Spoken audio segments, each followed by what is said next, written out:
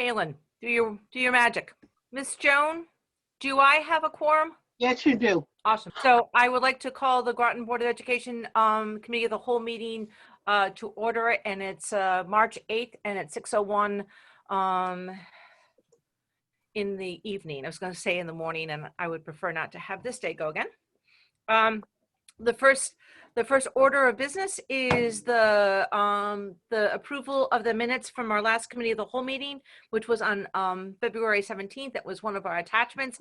Can I have a motion? I make a motion to accept the meeting. Thank you, Rosemary. Can I have a second? Second. I've got Jane. Any discussion? All those in favor of the committee of the whole meeting minutes on February 17th, please say aye. Aye. Oppose? Abstain? The motion has carried. Lee, are you not on video tonight? I have chose not to. Oh, okay. I just want to make sure that I know which one you are, because there's just one, there's a number, and I assumed it was you, but I want to make sure that it's you, that in case you have a question, I know that I need to kind of get to you, okay? Yeah, Caitlin, I think, can put my name there if she wants to. Oh, I just wanted to make sure you were there. Super. So as I had mentioned in my email, and I think Susan, is that we got a really packed meeting. So we're gonna kind of go right into it, and I appreciate our first guests, I believe, are here. And that at the end of this meeting, please stay on to know that we are going to be going into a special board meeting where we are going to vote on the technology plan that will be presented to us by the architects for the elementary school. So it's actually very exciting, but just really kind of jam-packed. So the first thing is Jerry, and I see that he's here. Jerry, thank you for coming. I'm so glad that you're here. And I do believe that you've got some of your members of your field committee here, along with Jay, who is one of our board members. And I just want to say thank you to Vin, wherever you are, for sharing our slides ahead of time so that the board could kind of take a look at that. So I appreciate you doing that. So Jerry, I'm going to sort of send it off to you, the discussion. And once again, thank you for coming. Okay, so thank you, Chairman Watson. I would just ask that we give whoever's got the controls to give Chad Frost the ability to share his screen so he can share his presentation.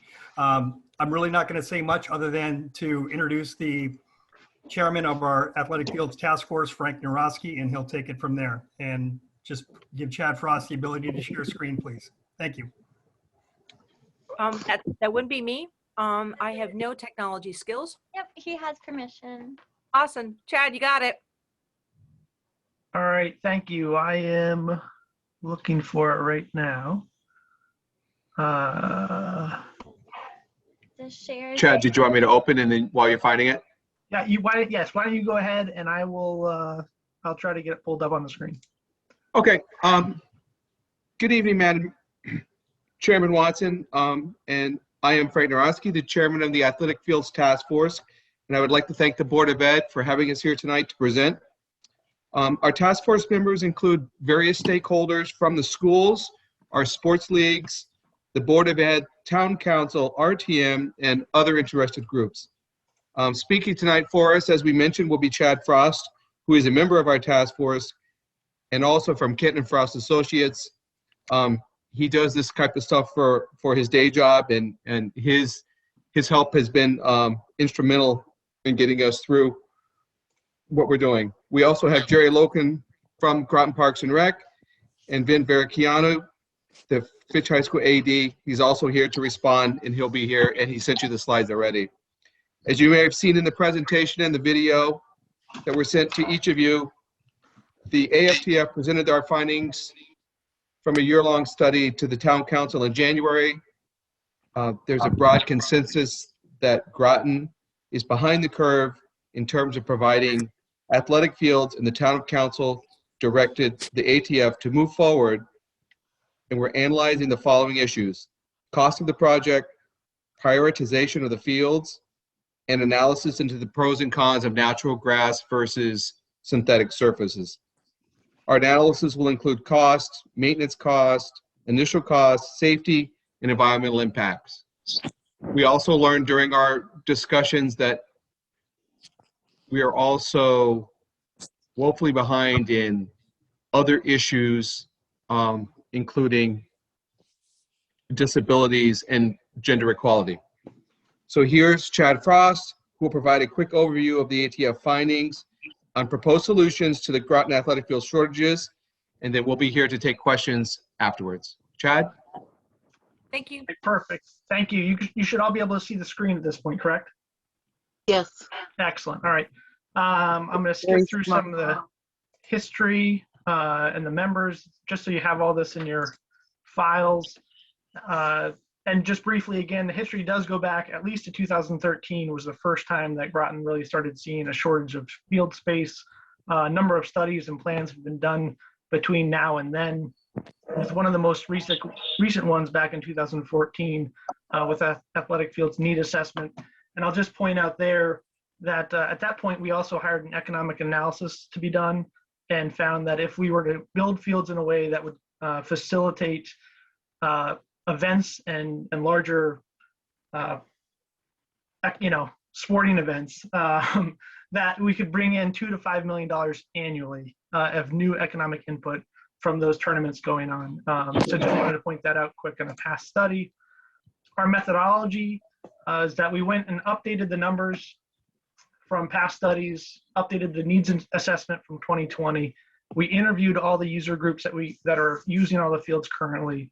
Then we identified the commonalities between the assessments and the user groups, determined the field recommendations, presented to all those different user groups, got their feedback, and then have presented to the town council, the RTM, and now yourself, and continuing to solicit feedback. So the supply and demand of fields, you might have seen this. We've been doing it in the town now for quite a while. This was our updated needs assessment. And so if you look at that, the colors of each, the solid colors of each category is the supply. So that's how many fields that we have currently. And that hash bar is the demand. So that's how many athletes are trying to get on the fields. And as you can see, baseball's there's quite a significant demand over supply, both sides of the baseball. Softball is pretty close to being met as it is currently. Football is a little bit underserved. And then the recreational use fields are underserved. And I should point out that this supply also includes the full 2020 build out. So again, when we started looking at this about a year ago, the middle school is still under construction, but we assumed the full build out of the middle school as it's now occupied and being used, as well as the full build out of the elementary schools that are still being worked on. So those fields are counted in our existing supply. Again, without belaboring on it, but we talked to all the different user groups, youth groups in the area that use the fields. And kind of our short takeaway is that it's actually worse than we all thought. All of us kind of are in our own silos as far as athletics go. Me personally, I'm heavily involved in lacrosse in the town, and I don't have kids that play baseball or softball. So I wasn't aware of their problems as much as the ones that we face. When we all come together and look at it holistically, it's definitely worse than we thought. We have significant equity issues, especially at the high school, some gender equity issues, significant ADA access, significant educational access at the high school specifically, with the amount of busing that has to happen to practice and to all events. It makes students have to choose whether they go to get extra help after class, or if they're able to make it onto the bus to get to practice and to their games. Access to support facilities, the bathrooms, the storage, the lockers, significantly lacking across town. Even our good fields need a lot of work. And that really, we haven't expended significant capital in the last 20 years, despite the demand, the need that's been demonstrated over those 20 years. And I don't want to undersell the gratefulness that we have at the middle school, the new middle school, and the new fields that are there. Tremendous asset. We're very happy to have them. Don't want to knock that at all, but there's definitely significant need for more. And 20 years ago or 25 years ago, when we built Paquonic Plains, Groton was kind of the leader in athletics in the region. And now it's notably that we're significantly behind all of our surrounding towns. And we'll show that in just a second. When we talked to all the users of the ball fields, what we found out is they need 3 full-size baseball fields. They need 1, what they call intermediate baseball field, which is that intermediate size between Little League and high school, which is a 50-70 field. They have extreme difficult time trying to get sufficient practice time and game time. And like I said, there is no intermediate youth field in town. However, softball appears to be sufficient with the fields that we have in town. From a multi-use field perspective, the demand was that we need 3 new full-size rectangles, significant need for synthetic turf, and that's basically because of the amount of use and the weather restrictions. When you think about when a lot of the school sports are being played in the early spring and in late fall when the weather's not great, and the amount of times that natural grass gets shut down, there was a significant ask for synthetic turf from those different groups. They need lights and all the amenities to fully utilize the fields. And then the smaller fields, the youth fields, are in definite need of some additional maintenance. When we talk to the high school, this is important, obviously, why we're talking to you guys tonight. It's interesting when you look at the athletic fields and the athletic complex that's there. That's what was built in the 1960s when the high school was built new. It was built at a time when Fitch didn't have any girls' sports. Right? We have a football field built for men. We have a baseball field built for men. We don't have any sports facilities that were intentionally built for women at that time. Now, obviously, we can have track and field, but most of them are really male-centric. The field house at the end of the football field only serves men. There's no women's locker room in it at all. And this truly is a football field. When I call this a football field, it's not a multi-use field. It's too small to house both soccer and lacrosse and field hockey, so it really only serves football. The track around it and the surface of the football field does need significant work. The track around it has been redone. However, the surface will need to be redone in another 4 to 5 years. The baseball field, this was a shocker to me. Again, my kids don't play baseball, but I remember hearing all the stories of it being renovated and the amount of the donation that came in so that it could, be renovated up to AAA ball. And what we found out was that most of that money was spent doing the bleachers, the bleachers, the press box, the dugouts, and kind of the support amenities that go along with the field. But the playing surface itself actually didn't get that much work. And what we hear from the coaches at the high school is that the playing surface, especially the outfield, is in need of significant work. Tennis was just refinished. The 6 courts that you have there are great. They're in good condition, even though this is an older photograph showing the pre-existing ones. And then we have the football practice area and the field event space. Again, the area needs significant work. If any of you have been out there, it's really it's not even fair to call it grass. It's just a really lumpy area, definitely not safe or conducive for play. Or for practice, and that's where the band has to practice, football has to practice, and track and field try to do their field events. As I mentioned kind of at the beginning, it was really meant for only a handful of sports. Sports over the last 60 years have increased significantly at Fitch, which is a great opportunity. However, we haven't increased the opportunities to house them on campus. And so the list on the side is all the teams that play in the fall and in the spring. The asterisks to the sides are the teams that have to leave campus. And notably, 13 teams have to leave campus for practice and games through the course of the year. And that's a lot of busing. That's a lot of coordinating, getting teams back and forth. But as I mentioned, it's also a lot of students that have to make the choice right after school if they can stay for extra help or if they have to get on that bus to make it across town to get to practice. So we see that as a significant disadvantage for our students. A quick look at the surrounding high schools and their amenities. This is Stonington. Stonington has a full-size multi-use synthetic turf field surrounded by a new synthetic track and full amenities with bleachers and press boxes and concessions and restrooms.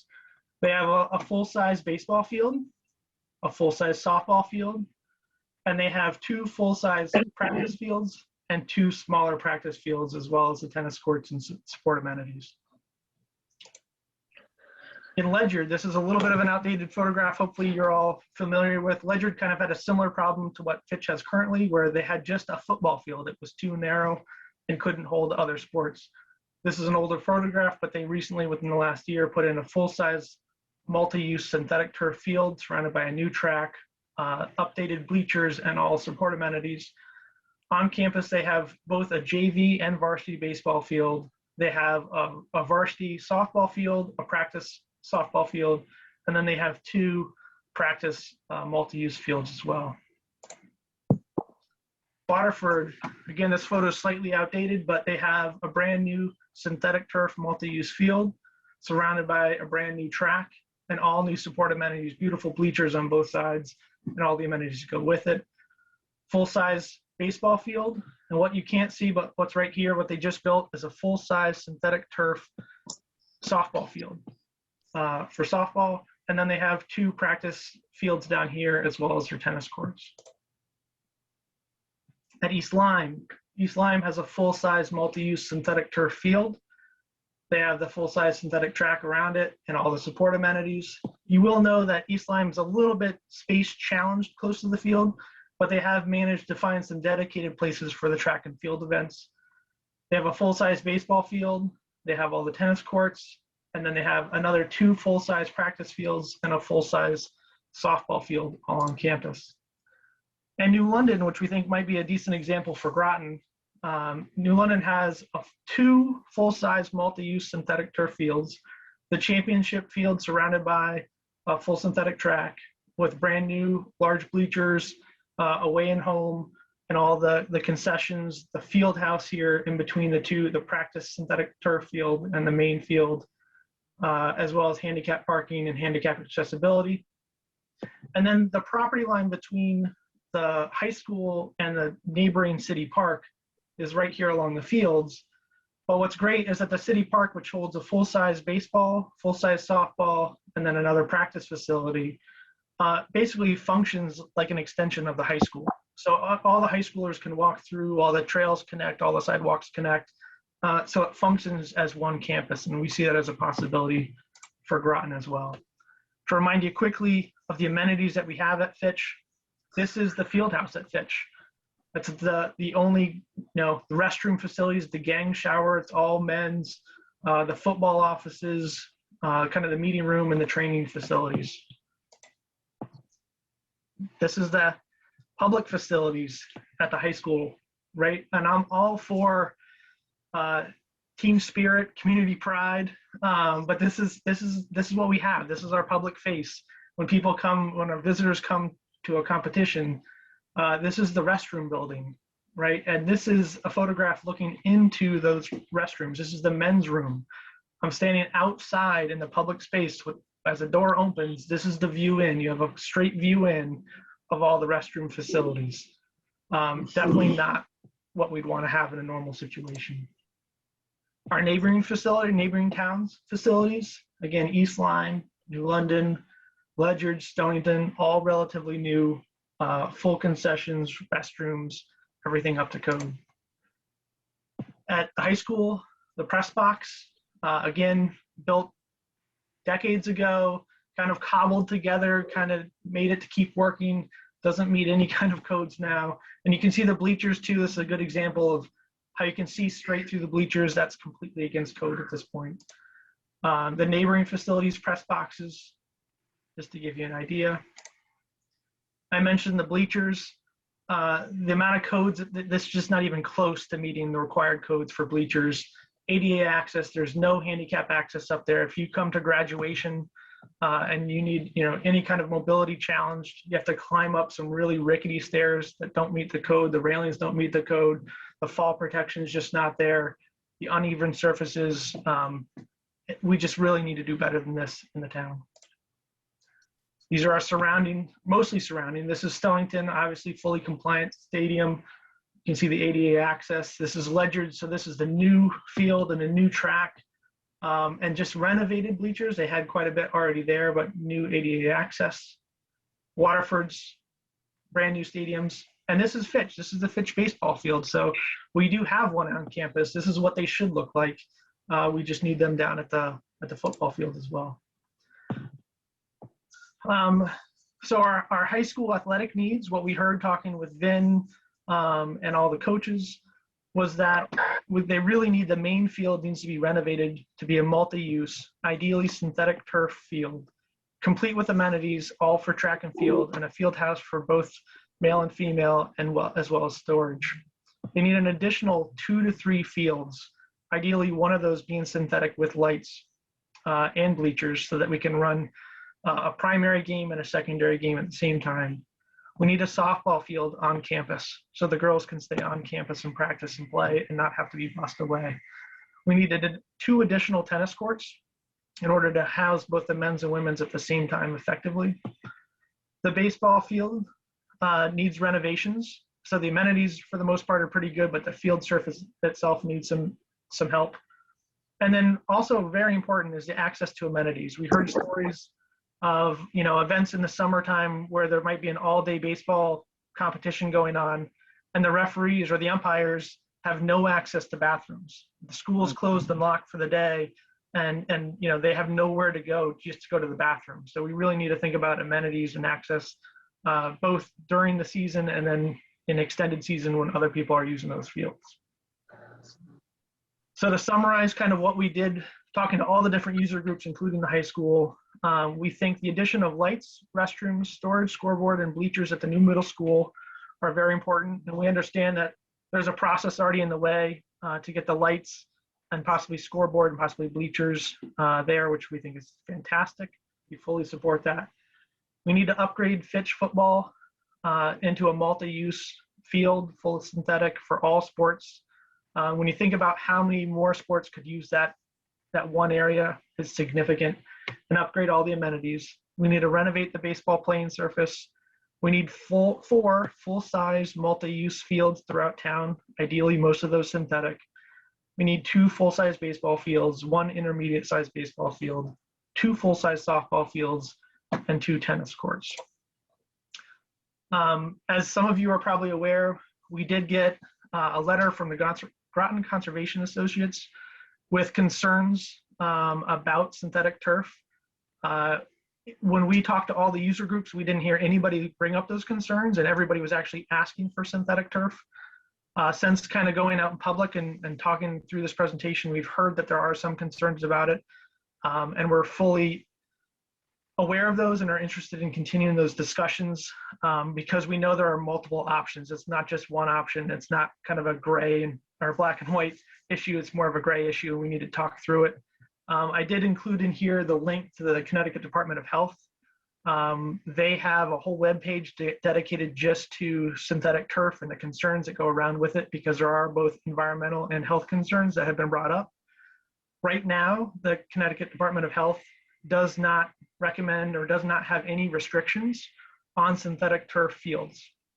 They do have restrictions on natural grass fields and both, the pesticides and herbicides that can be used on them. But as of now, they don't have any restrictions on synthetic turf, either from an environmental or from a health perspective. And there's a lot of studies that are up there. That's why I put the link in there, just so you can look if you're interested. However, the town council has requested that we do a greater analysis and have a greater depth dive into the issues, even though we think it's a little bit premature at this point, but we're more than committed to fully explore those issues and report back to the council. And just to kind of summarize our primary rationale for why we were recommending synthetic, it's what we heard everybody asking for. We know that it can handle a lot more use in inclement weather, and that if we don't use synthetic turf fields, we'll actually need 1/3 more fields than what we're recommending. So we need to find, 1/3 more fields for every synthetic turf field that goes away, and that all weather use is critical. As I mentioned, when we're early spring, Pequannock Plains, we all know, floods quite a bit. And we heard stories of a field hockey team that didn't get to have, a Fitch field hockey team, didn't get to have a single home game because every time the field got shut down for rain, and every single one of their home games had to be at the last minute rescheduled to be an away game due to weather. So we really need that all-weather playability. So our proposed solutions, kind of obvious where we're going, but with the Fitch High School, renovate the stadium to be a full-size multi-use field. I won't go through all the amenities, but it basically is everything. We need all new amenities there. We need 2 full-size multi-use fields that support that main field. We need a softball field on campus, the 2 additional tennis courts, and the renovation of a baseball field. And I do this as my day job. We have looked at it at a high level. We do know that it can fit there. Is it easy? No, we don't have any flat ground, but it can definitely be done and be accommodating. Then, as I mentioned, kind of how New London used the adjacent city park as kind of an auxiliary part of the high school, we think the same can be done with Sutton Park. So right down at the bottom of the hill, which is now connected very easily through the middle school and the road that leads down to it, we think we should redesign Sutton Park so that it houses a full-size baseball field, possibly with lights, possibly with synthetic, new field, new dugouts, all the amenities, as well as then a full-size high school softball field. So again, you can have the teams that might have varsity playing up at the high school and JV playing down the hill, but everybody's still within walking distance. And then Sutton Park becomes an ancillary athletic complex that basically functions as part of the high school. Athletes can walk back and forth. Students can spectate practices and games without having to be driven across town. We think it's a significant improvement to academics and athletics for all our students. Then we're looking at Clodchester property, which once that school closes, if the school was to come down, we could fit 2 full-size multi-use fields with all the amenities and the intermediate baseball field that's been requested. We really like this location because then Clodchester becomes an extension of Aquatic Plains Park, and we can integrate those 2 parks together, have a total of 5 fields, and really be able to host tournaments.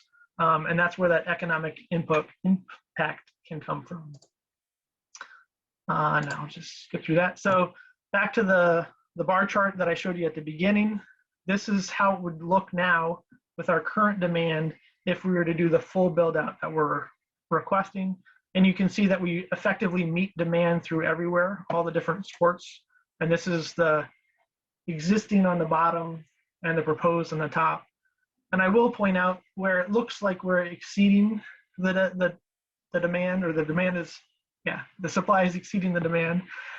Really that comes down to the optional or optimal scheduling for the high school. Right now, the high school has to schedule fields where it's being scheduled from right after school until quite a long time after school has let out, with multiple teams coming on and off a field, instead of being able to have all teams practice right when school comes out.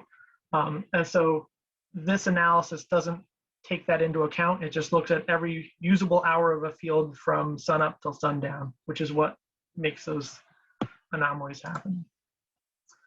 So far, we've received very strong public support from everybody we've talked to. I will say even the Groton Conservation Associates, although they're not in support of synthetic turf field, they're definitely in support, and they understand the need and have supported the need. We've gotten a very positive response from both the council and the RTM. The Park and Rec Department currently has in their CIP request for next year money for field designs, so we can do detailed designs and detailed cost estimates to know what we're really looking at. And as I mentioned, we've agreed to continue the analysis and exploration of field types, especially synthetic turf. And then recently at our last meeting, we had all of the state legislators come in and talk with us. They all showed very strong support for the project to help go after bonding to help share that cost, so it's not just borne entirely on the taxpayers of just Groton. And that's also how Ledyard was able to pay for their field renovations, is that Representative Conley was able to get part of a bond package put through for them to pay for part of that construction process. And we're really here tonight seeking the board's support, and then also a discussion about partnership or how we go forward. Obviously, a lot of these fields are on school property, and so how does that whole thing work? If the board is in support of, and understanding that this is how many fields we need, how do we go forward doing that? Is it school projects, park and rec projects? Is it a combination? Who oversees it all, and how do we make sure everyone works together and we get everything that we need at the end of the day? And it's worth noting that doing nothing isn't an option, right? All of our fields are extremely outdated and definitely in need of just money just to keep them usable. So we're going to be spending money on athletic fields. So we think it's worth investing a little bit more money, getting the quality fields that really represent our community and provide safe, compliant, equitable access, and can provide additional economic value to the community. We really want to stress, live here, work here, play here. As EB is talking about bringing in all these employees to town, and we're talking about additional housing areas and stuff like that, we really want people to come here, live here, work here, play here.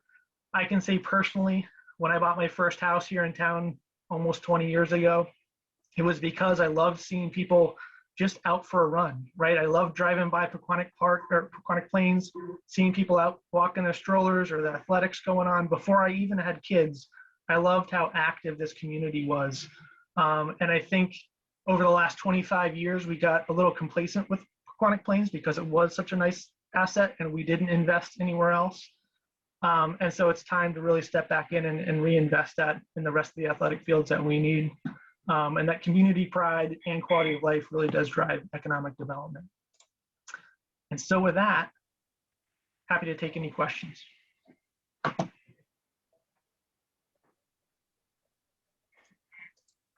Chad? Oh, great. Thank you. Great. And so I've got Liz and I've got Rita. Who I see first? Who do you want to go first? Liz? Okay. I have 3 questions, okay? And they're rather brief. So was this, did you evaluate the fields for both the city and the town or just the town? The city and the town? We did all fields in town, yes, including the city fields, including Washington Park and all the uses that go on at Washington Park, yes. What's the status of what used to be the skating rink in Washington Park? Because that's, to me, that part right there is wasted space right now. And if we could do something with that, there's space right there. Just a suggestion. I'm not sure what the status is, if that's a possibility, if, to convert that piece. So that was my question. And also the question I had about, you said something about the girls softball team needed a place to play. I thought they were going to be playing at the new softball field at Groton Middle School. So we need an additional softball field as well? Well, we were planning, they might be planning to do that for this upcoming season.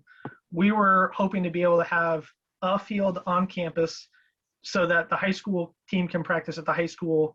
Middle school that might have their own middle school softball team can practice on their field, and you don't have 2 competing teams that basically need to practice at the same time. And then when you add in JV softball, you need a place for them to play at the same time, which is why we're looking at the field down the hill at Sutton Park. So three different teams all practicing at effectively, or should be practicing at the same time and not be overlapped. Okay, thank you. Rita? Yes, I come with some more history for those of you that haven't been in town as long. When our younger son, when we went to the town council in the early 90s, we begged for them to put fields at Pequannock Plains. At that time, it was only used as a fairground, actually. And so we had our little 6-year-old get up and speak in front of the town council, and my husband brought soccer to the town, and so thankfully that was done. Our older son, when he played soccer at Fitch in the late 90s, they played on the baseball field. There was no Pequannock Plain, and it was very awkward, because you had the dirt patches and so forth. So we've lived with this for way too long. It is time for Groton to really step up. I believe we've had CIPs over the years requesting a turf field at the high school, and each time it's been denied by the town council. So that has been an ask of the Board of Education, and also for women's restrooms. where there is track and field. There is no place for the public to go to the bathroom. I've sat through years of track and field meets, and there is nowhere to go to the bathroom. You have to walk up, you have to go into the high school if it's open and use the facilities. And that's for the visiting teams, well, parents. So I'm hoping that this goes through. I fully support it, and I'm sure the whole Board of Education does. And thank you for all the hard work you've done. Liz, I know you have another question, but I want to see if there's other people on the board who also would like to have a chance to talk. Oh, you were just waving? Oh, hi. It's good to see you too. Dean. Excuse me. Some years back, the people who were living in the northwest corner of town, above 95, had pointed out to me. They said, "Take a look at a map of Groton. This goes beyond ball fields. So look at the northwest corner of the town. You'll notice that there's a distinct lack of playing fields. Obviously not by design, I don't think. I think the way we have our fields set up, they're typically school-centered. Anything else is kind of an oh, by the way. There happens to be a field nearby or a basketball court nearby. Is this just intended to, this study just intended to, for the task force, just focused on school sports? So the short answer is yes, but we looked at all sports. We looked at all youth sports that use a field. And my office was also involved in that Park and Rec master plan that's probably now 10 years old, when we did do a full assessment of all recreation activities and access to those activities. And at that point, looking at how do you disperse fields, and even access breaks like 95. If you have a field right under 95, but you have no way for a kid to be able to get there on their bike or by walking, how do you solve some of those problems? This won't solve some of those problems. It won't help, get bikeability from the northwest down. However, by doing them centrally located, it's directly adjacent to Quantic Plains neighborhood, which is a great way to be able to get people there. The town just got, a new grant to be able to fund some better bike ped access into that area. So it wasn't necessarily a conscious decision as part of this task force, but we wanted to look at the fact that we know we've talked recreation destination for a while in the town, that the Mystic has got a brand associated with it. And we know tournaments, when they're putting on their summer travel leagues, they're looking for a place to go that they might not have been before, and a place that parents are willing to go, right? And if a parent, if somebody's putting on a tournament can say, "Ooh, we can have a tournament in Mystic, Connecticut," somebody from upstate Vermont might be much more willing to drive to Mystic, Connecticut because they've heard of it and they kind of turn it into a mini family vacation versus somewhere that's not a destination. And so we really think that if we kind of capitalize on that recreation destination, we'll get those summer tournaments coming here. And that way, at least then the money that we're having to spend to build the fields, we have the potential to get some of that economic impact back. I will say my understanding, at least as far as the band goes, is that we could host tournaments, but the football field is not artificial turf. People will not, you don't think of this, kids will not put their instruments down on wet, natural grass. One more thing, and then I'll leave this. When you said, well, there's no really zero option. We're spending money now on maintaining the fields. It's worth investing a little more money and getting something more modern. I would hope that when the costs are estimated, that we take into account the maintenance picture of the new fields. Well, if we do this, we'll have more fields. They'll probably need a little more care, less care. I don't know, but very often the maintenance portion, the long term, the life cycle costs are kind of skipped in the initial enthusiasm. I agree. So to quick on both those, I'm glad you brought up the band because I'm remiss for not mentioning it during the presentation. But we did have the band involved throughout the whole discussion with the task force, and we heard, the band's phenomenal. They've won amazing things, and they were effectively asked to host a regional tournament. And once they found out that we didn't have a synthetic turf field, they weren't allowed to host it anymore. What we've found out is that they can host local tournaments, and they do, but they can't host the big tournaments, and they were asked to, right? And so that's a significant disadvantage to our kids, again, who now have to travel somewhere else and don't have the amenity just because we never built the field. Well, and we lose the concessions and the traffic. Yep. And then maintenance, I couldn't agree with you more. We have to maintain things. I think Park and Rec has done a phenomenal job of maintaining Pequannock Plains. Like when you think about that field being 25 years old as a natural grass field that gets a tremendous amount of use. It's hard to Because believe. yeah, the amount of high school teams that have to go down there for all of their games and practices, all the youth, they've done a phenomenal job. So I think they have the system worked out. And if they have a good field, they can maintain it. And hopefully now that we have the one synthetic turf field and some of the machinery to maintain that at the middle school, we can get the same system for if we have more synthetic turf fields or more natural fields. But I agree it needs to be part of the budget. Thank you. I can't speak for the whole board, but Chad, I'm in. Rosemary, do you have a question? No, I have a statement. I support this 100%. I have sports genes on both sides of my family. And, but it's my uncle, Jack Cruz, who used to be the sports editor at The Day, who's whispering in my ear from heaven saying, go for it. Because of many reasons, but because it is very supportive of Groton 2020. A little late, but hey, it's COVID. Well, though, Rosemary, your point isn't lost on me. 1 second, Liz. Is that the reason why we had to get the Groton 2020? It's not because our schools weren't well maintained by our maintenance department. Right. It really was, but we had very old buildings that we needed to kind of move on, and it Right. feels like we have switched this, we have turned the page, and now we're taking a look at the fields, which is what I sort of feel like how you presented it, is that we now need to kind of take a look at the fields. I personally am all for a community center with a pool, but that's my own personal bias. So I had 3 swimmers and 2 who swam in Yep. college, 1 at Con College. So I really think that, but I'm putting that aside. I feel really overwhelmed by what you presented, Chad. Because it feels like it's the same situation that we were in the schools when we were having a list of all the things that were going on with our elementary schools and why they needed to be replaced and why we needed to have things done. And I'm glad to hear that the town council and the RTM are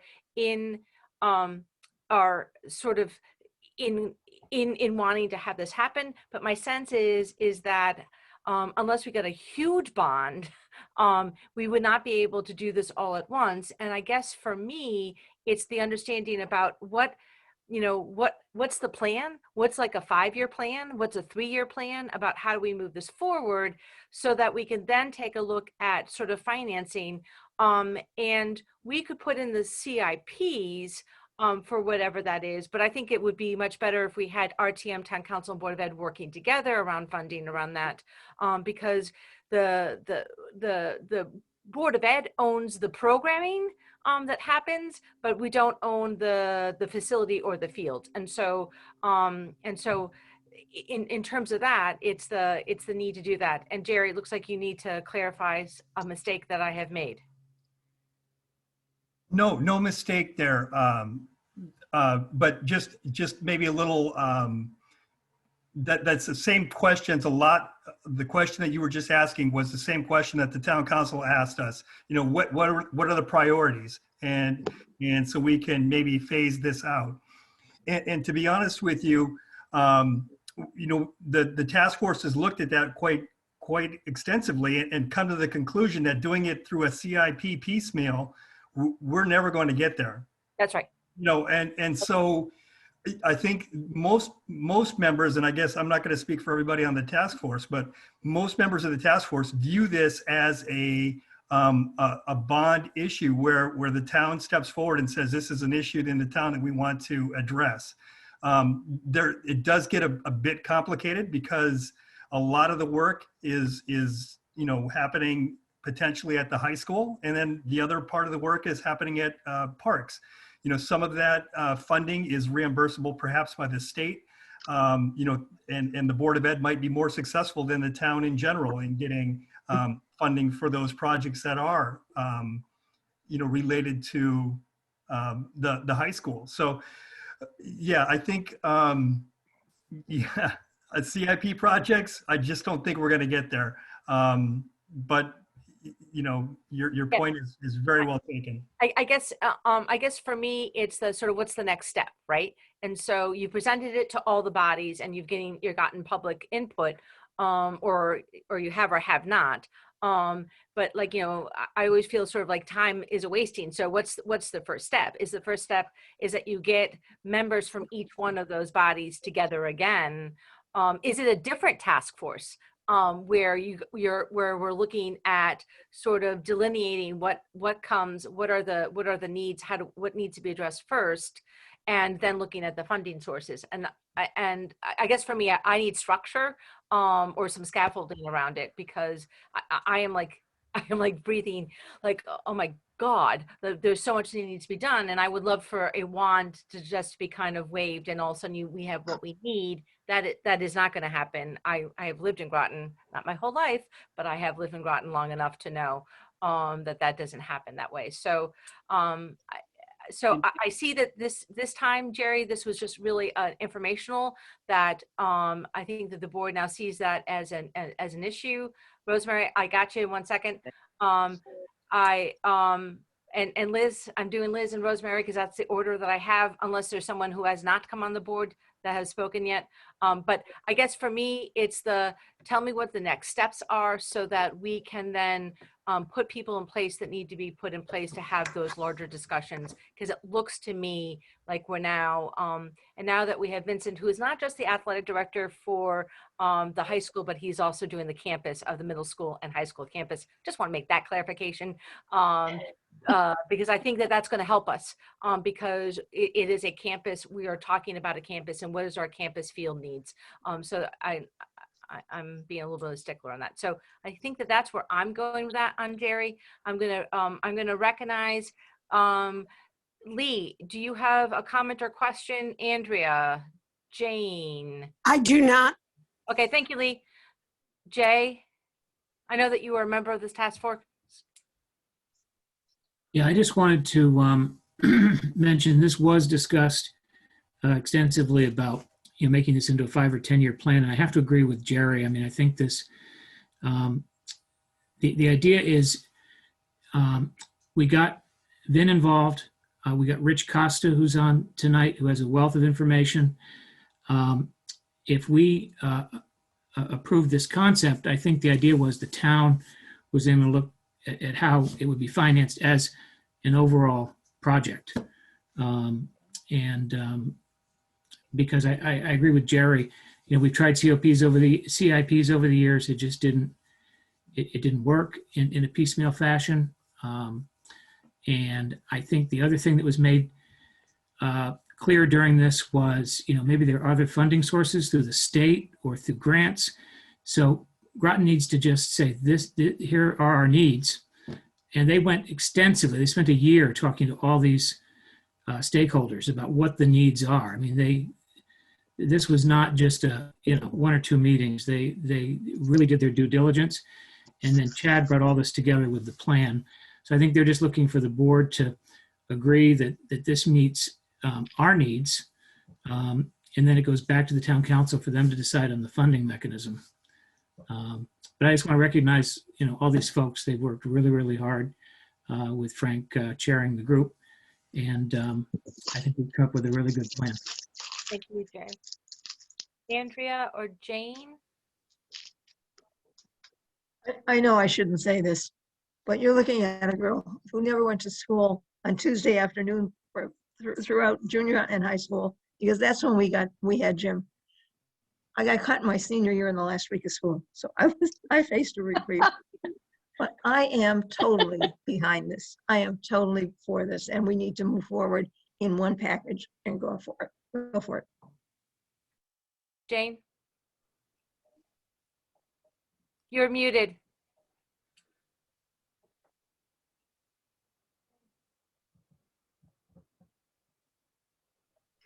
We haven't lived in Groton that long, but I saw the same thing happen over the years in South Windsor, from whence we came. And this is very exciting. This will help the town and city move forward as a popular place to live. Obviously, it is for education.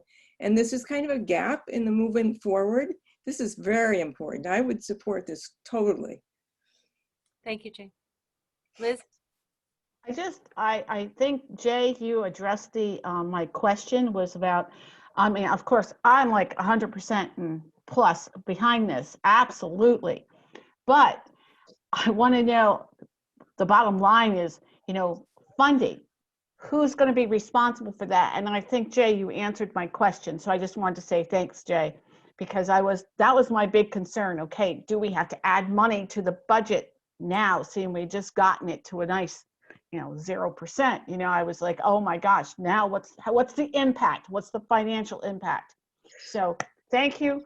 All right, good. It's really psyched. Rosemary? I just wanted to say it was an education about the artificial turf, mostly because I'm surprised how many people want it and prefer it.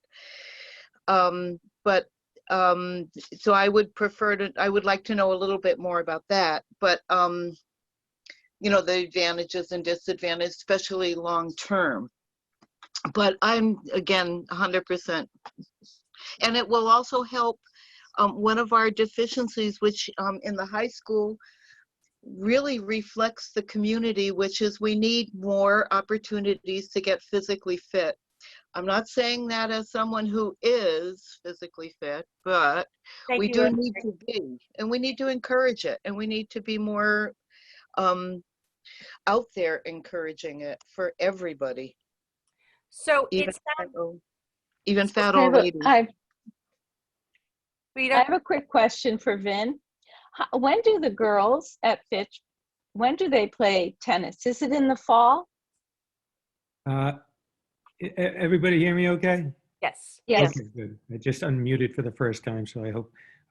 It's a spring sport for both boys and girls. It is a spring sport. Yes. Yeah. Oh, wow. I thought we had to play in the fall. Maybe we didn't, because we didn't have enough courts.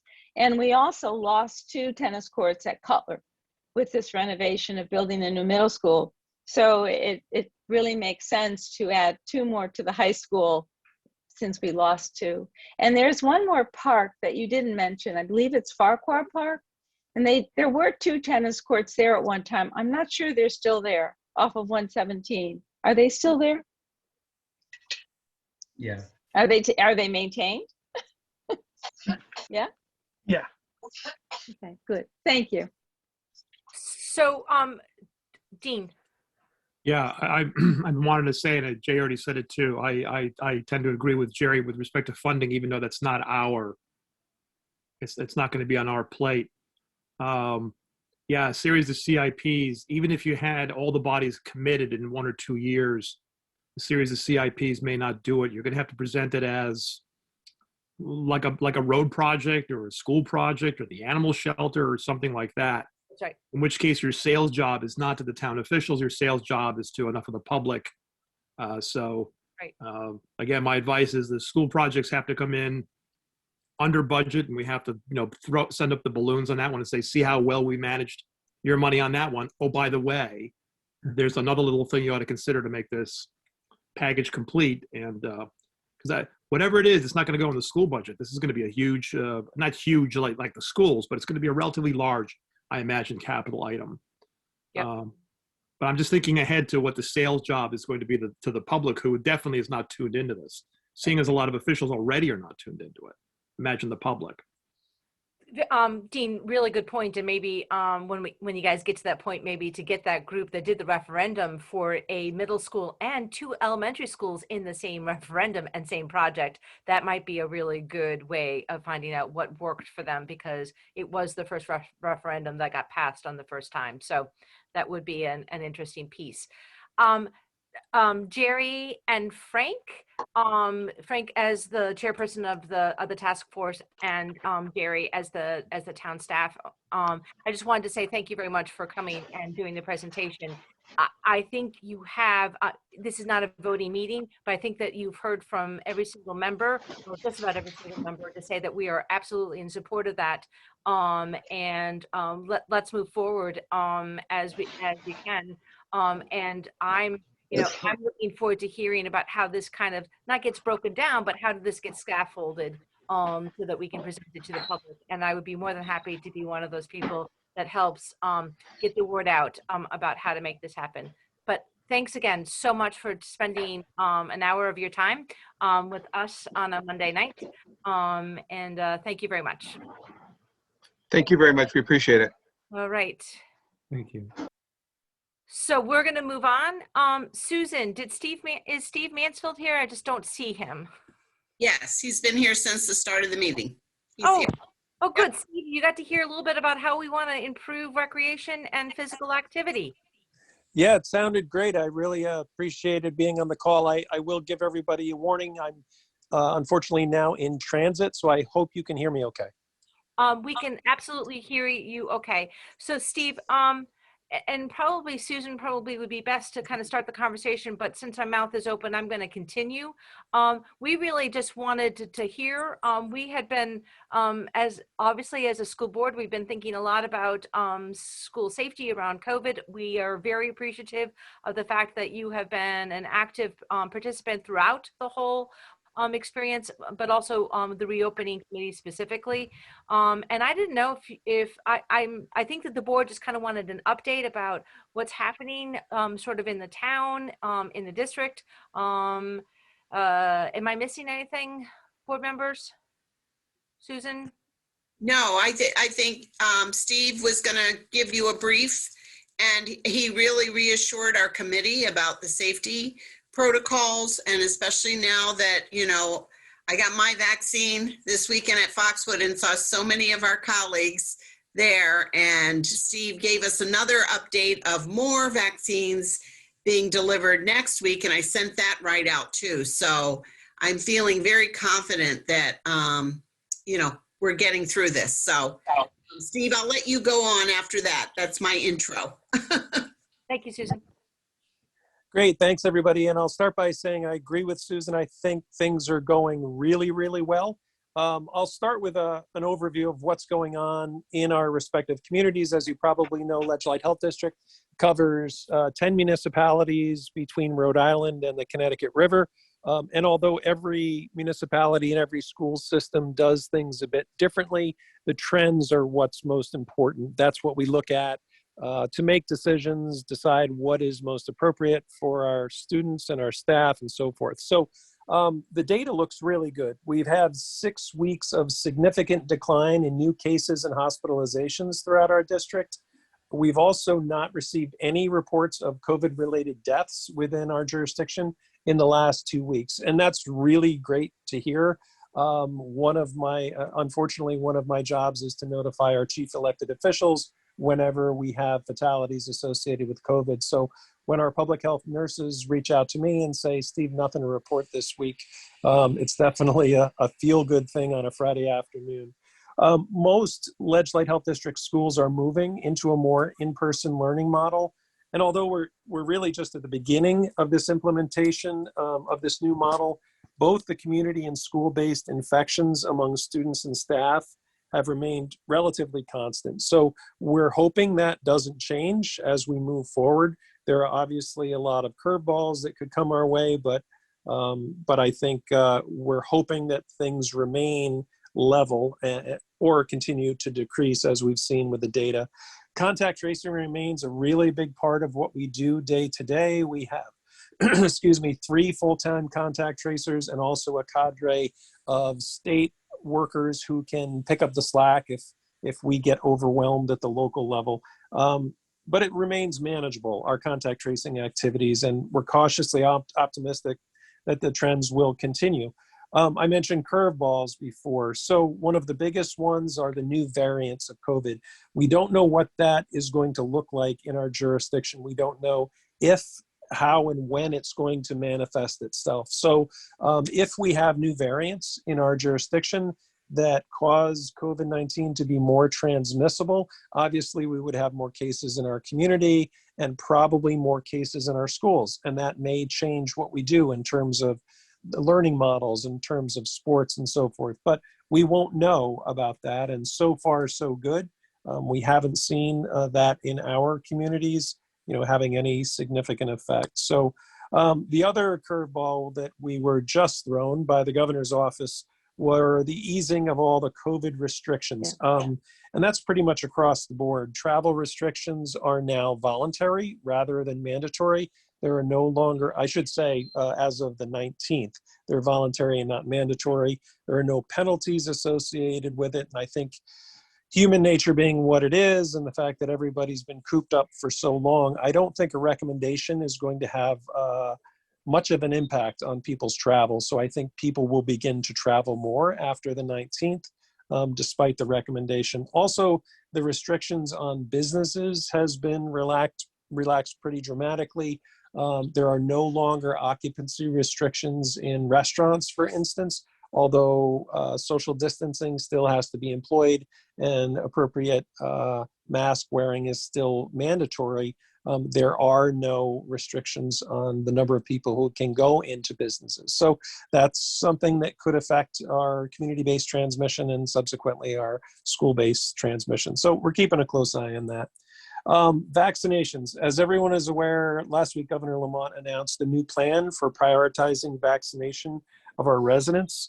This included assigning the task of vaccinating our more than 6,000 educators and childcare providers to local health districts.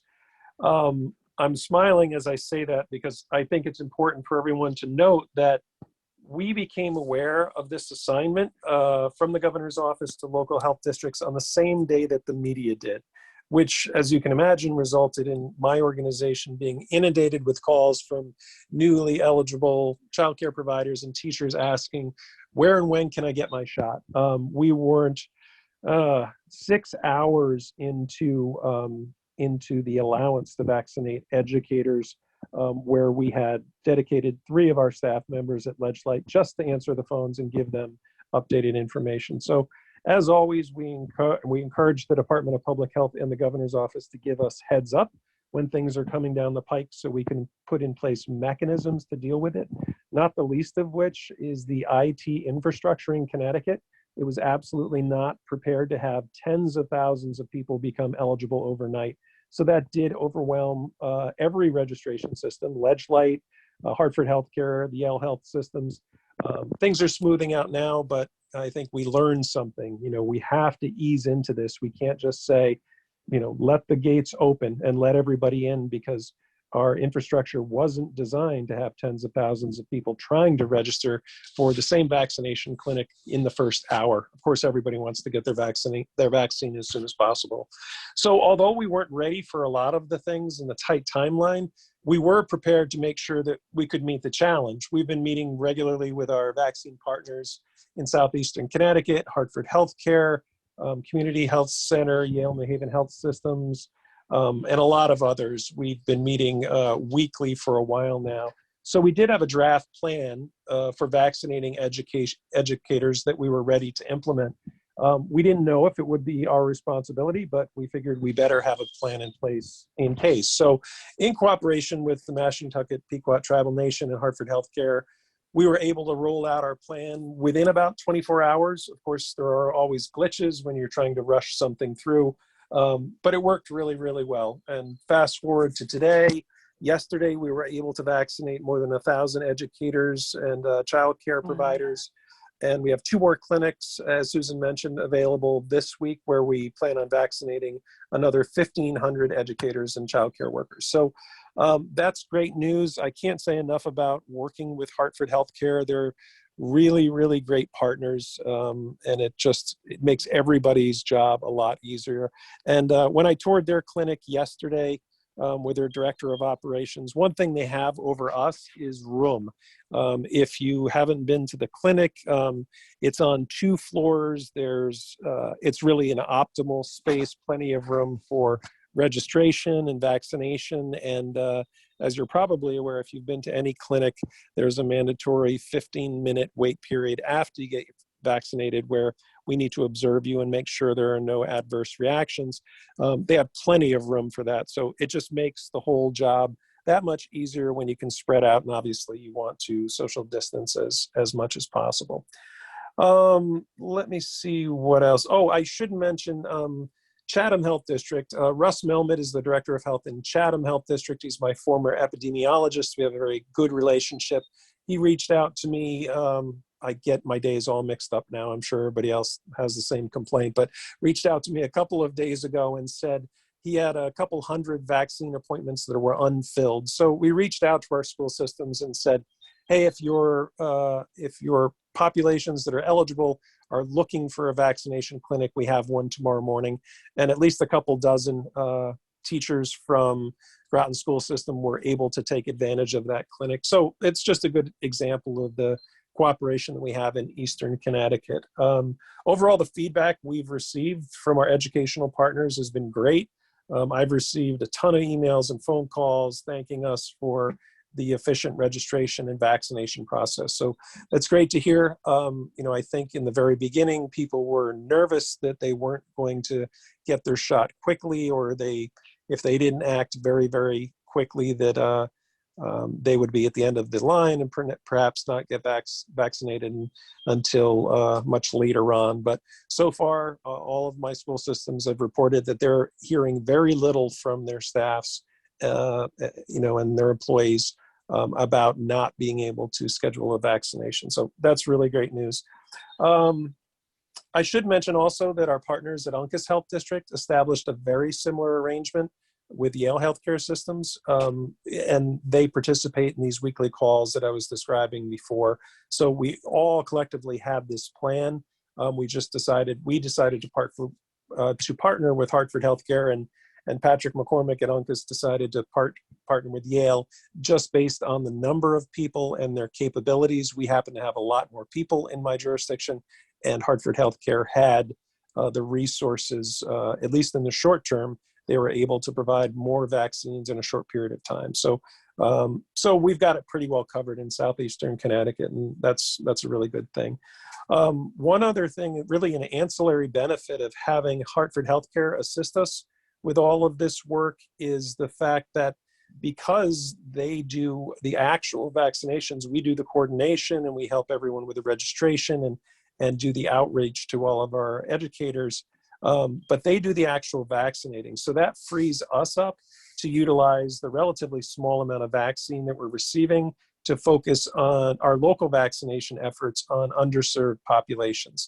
So that may be drug treatment centers, it may be the homebound, it may be groups of people that are traditionally underserved by the healthcare system. So we'll set up small targeted clinics in neighborhoods that are underserved, and we're able to go in there and vaccinate those populations. That's another one of the mandates from the governor's office, that we spend 25% of our actual vaccine allocation on those underserved populations. So the fact that Hartford Healthcare is taking care of more than 6,000 people in our jurisdiction just frees us up to do that work.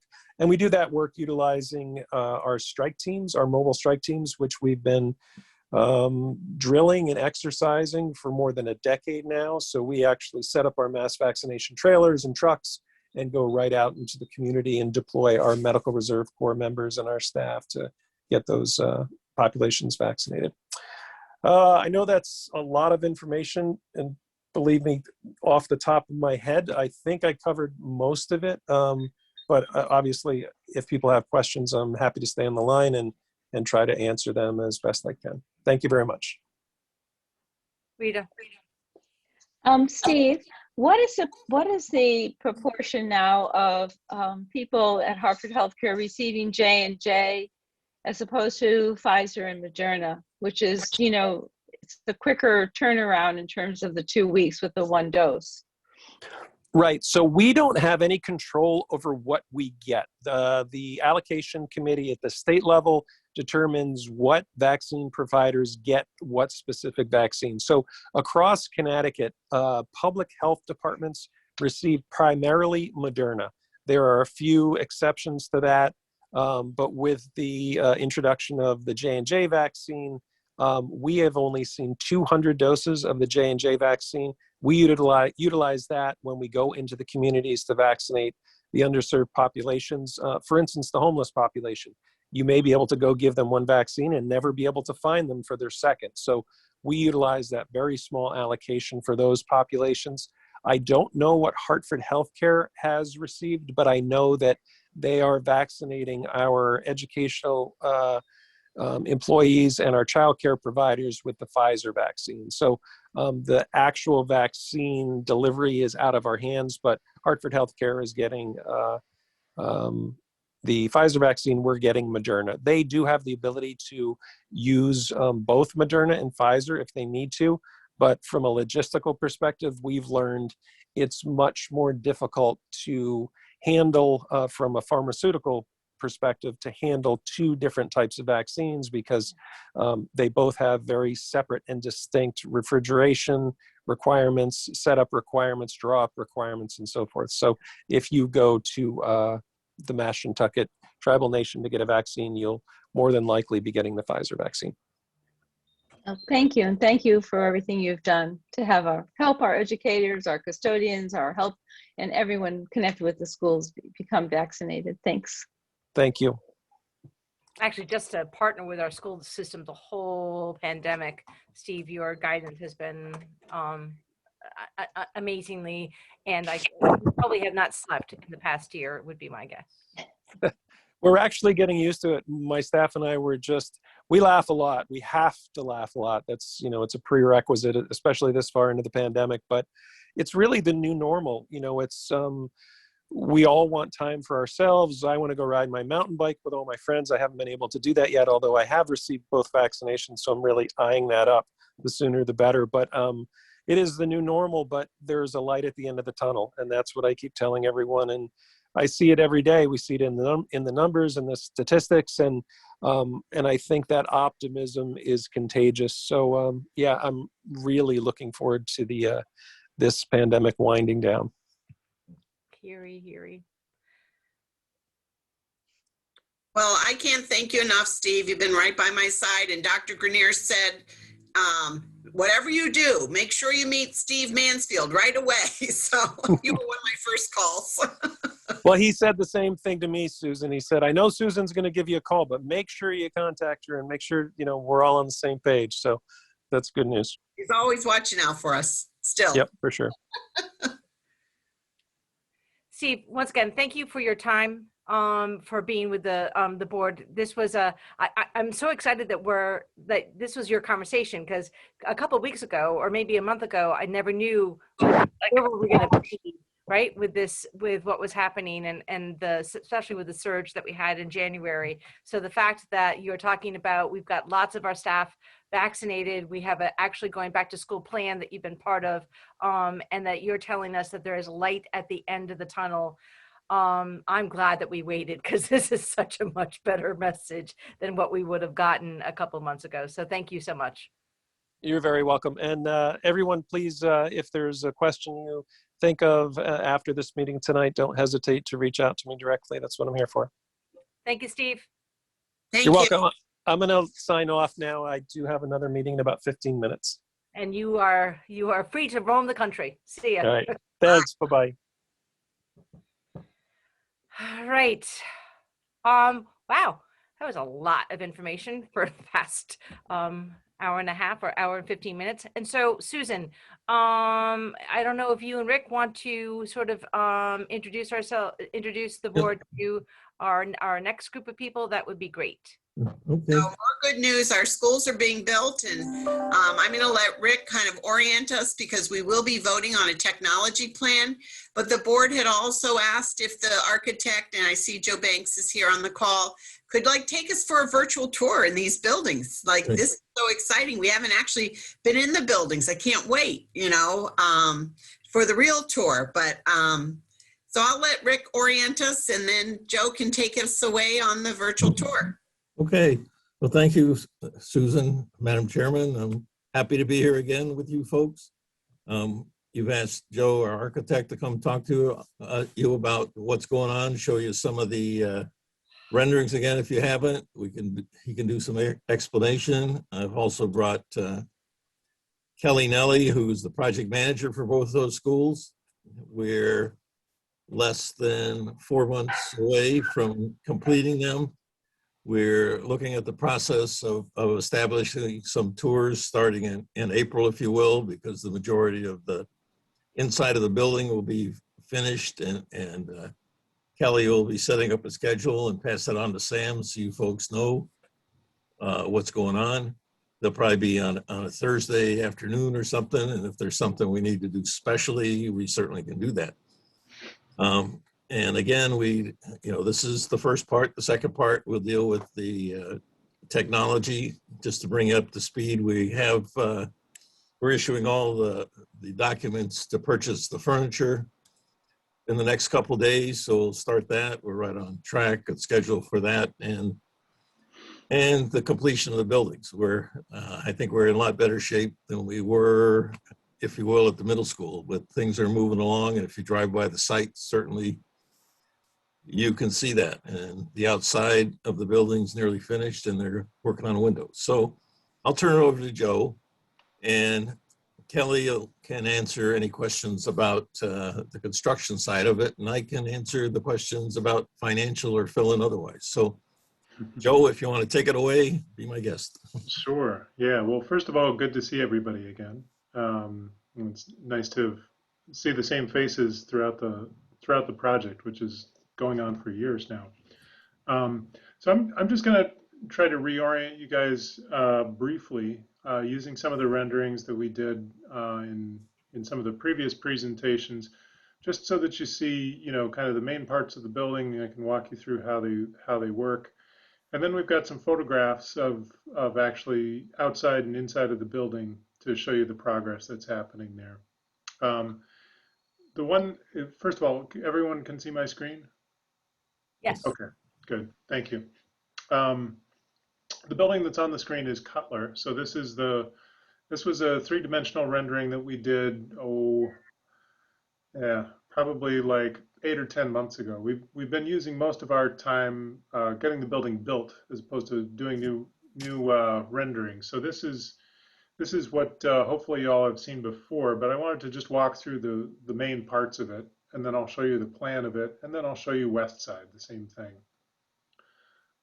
So the deal with these buildings is both of them have a large 3-story classroom wing, and that's essentially just a lot of classroom spaces. It's very efficient. It's a very good way to divide up those classrooms. And that's always kind of in a 3-story block here. Then we've got this sort of 1-story block here. Now what that is composed of, here at Cutler, you see right at the entry. This is how you enter the front of the building. This is all the administrative wing over here. So this is the reception and the nurse area and all those other administrative functions that go into that. We've got the media center here peeking out the back to the courtyard. And then you have what we call the big box spaces. So we've got the gymnasium right here on the corner. And then we've got the cafeteria and servery on this side. Excuse me.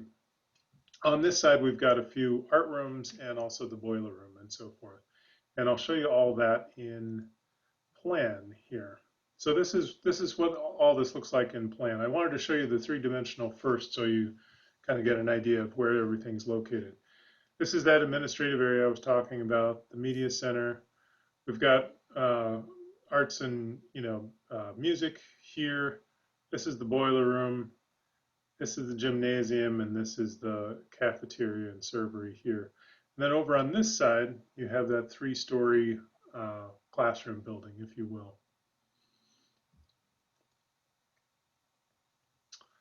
I will now do the same thing for West Side, if I can get there.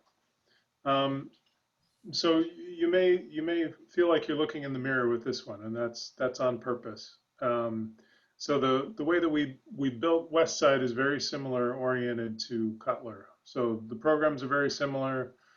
The number of children and staff attending both schools is very similar, and so our approach to the building was also similar.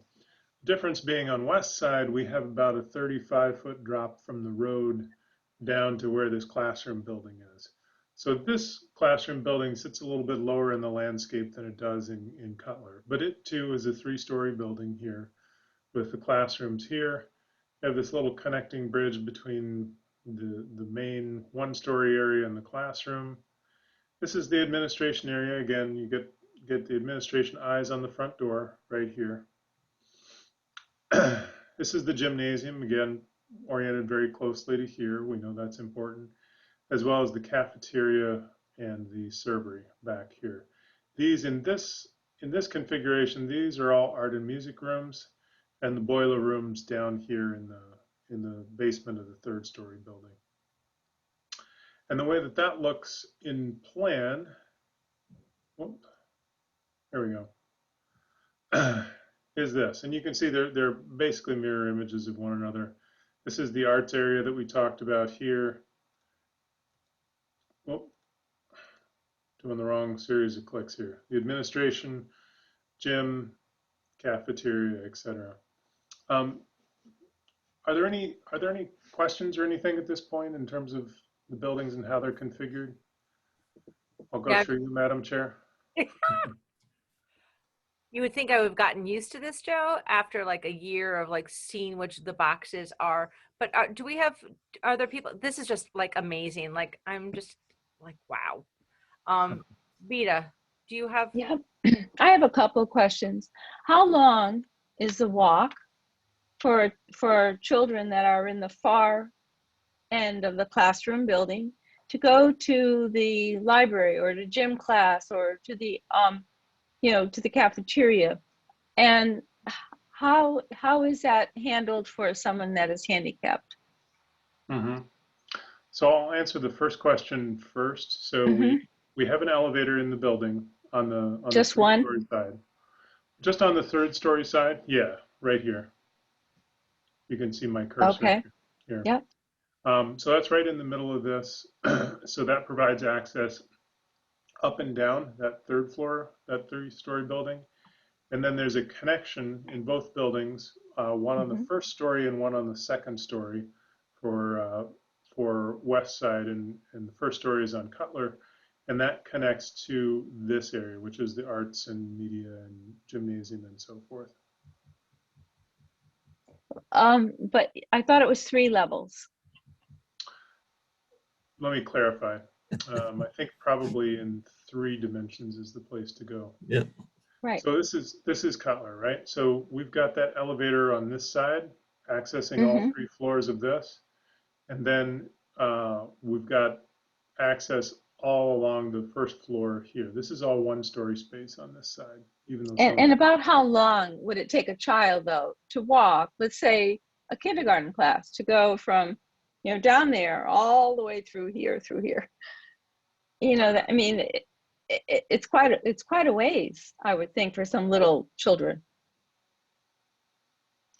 Yeah, I mean I don't have the measurements on me right now, but it's the length of the building is probably, well, I don't know, I can make some quick calculations, probably around 300 feet.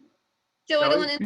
don't want to interrupt, but don't forget, we do have a special kindergarten and pre-K entrance. So the little kids won't have to walk as far as the upper grades. Correct? Okay. And that's right, that's right at that 3-story area. That's right. That's this area right here. That's the pre-K entrance. And that's the overhang. And okay, so they are going to, it's just that lots of times our physical education, our media, they're all back to back. So we're going to actually, in their schedules, we're going to have to allow, more time. These aren't small schools like our other ones. So for children to travel to get to an art class or the PE class, and where on these diagrams are the playscapes for children? I can show you. I don't have the diagrams here. I can pull those up later.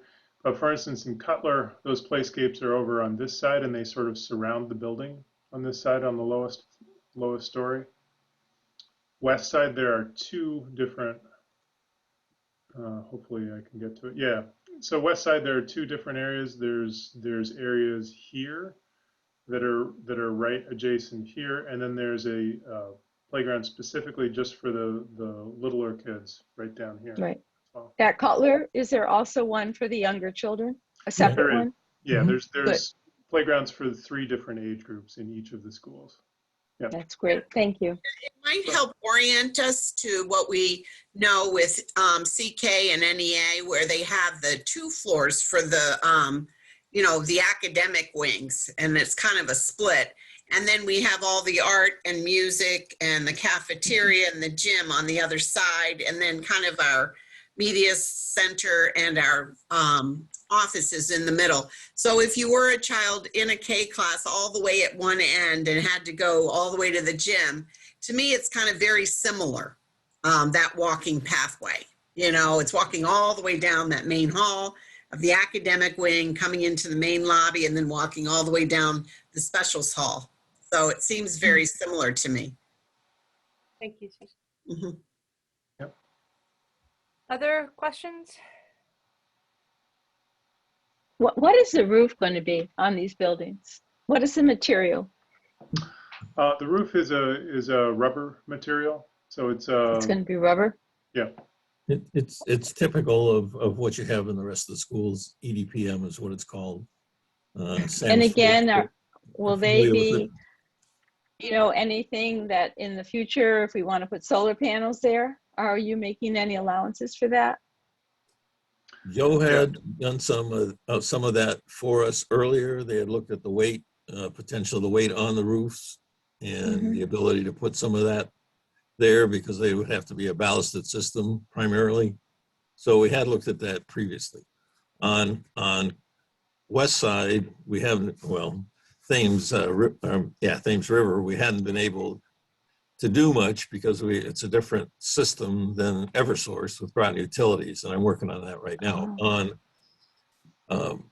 Mystic River, we've actually put some conduits in the ground to prep for that. So, and solar panels, I know you're all interested, where both for Mystic River and the middle school, we've been working with the Green Bank, and they need to go to what they call a ZREC, which is Zero Renewable Energy Credit auction here starting in April. And we weren't successful last year. Hopefully we'll be successful this year. But once we know about that, we'll know where we stand with the solar panels or whether we have to do something different. Thank you. Andrea. Roof was what I was going to ask about as well. What are the statistics, the latest findings about flat roofs? They're not really flat. I mean, they're flat, but they're not level, if you will. They're required by the state to be tapered a certain amount. The problem being is if you put a peak roof on, any area under cover is counted as area or square footage against the building, and not potentially not reimbursable by the state. So they really put towns in sort of an awkward situation, if you will. You know, we'd like to have all our utility stuff, you know, the air handlers and all that under a peaked roof. But if we do that, then we lose a lot of classroom space. So we're kind of in this catch-22 situation, if you will. So in terms of leaking, how does that look? So in terms of what, leaking the roof? Yes, that's been my experience. No. Well, right now they're closing in the buildings, and we're not seeing leaks in those areas that are closed in. Okay. So, All right. Yep. Rick, in looking at this diagram, where is Brandegee Road? On the left. Towards the Yes, right there. Okay. Yep. Over here. Yep. So the road that you see here is actually the parent drop-off, right, Joe? Yeah. That's correct. Yep. And then the bus loop drops off at the front. It's on this side. Yep. And we're not seeing the hill, is that correct? With the Thames River? things, well, the hill is between this building and the one on the right side. So, Okay.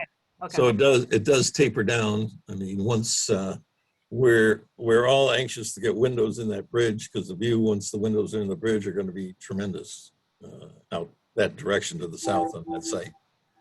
It's a much prettier site, if you will, in the Cutler than the Mr. River site. But they're both going to be, I think, very, very good looking buildings and sites when it's all said and done. The playscapes that you asked about are in and finished. We have to do a certification before they can be used, of course. But when we're able to get you on a tour, I think we would be very happy when you see those. I thought the board might be interested in looking in a couple of the classrooms, just because you had done the furnishings with us, Joe, and you could just kind of get a sense of what a classroom would look like inside. Sure. Yeah, we can do a quick look at some of that stuff. So these are some renderings. I don't know if you guys can see those on my screen. Yep. Yes.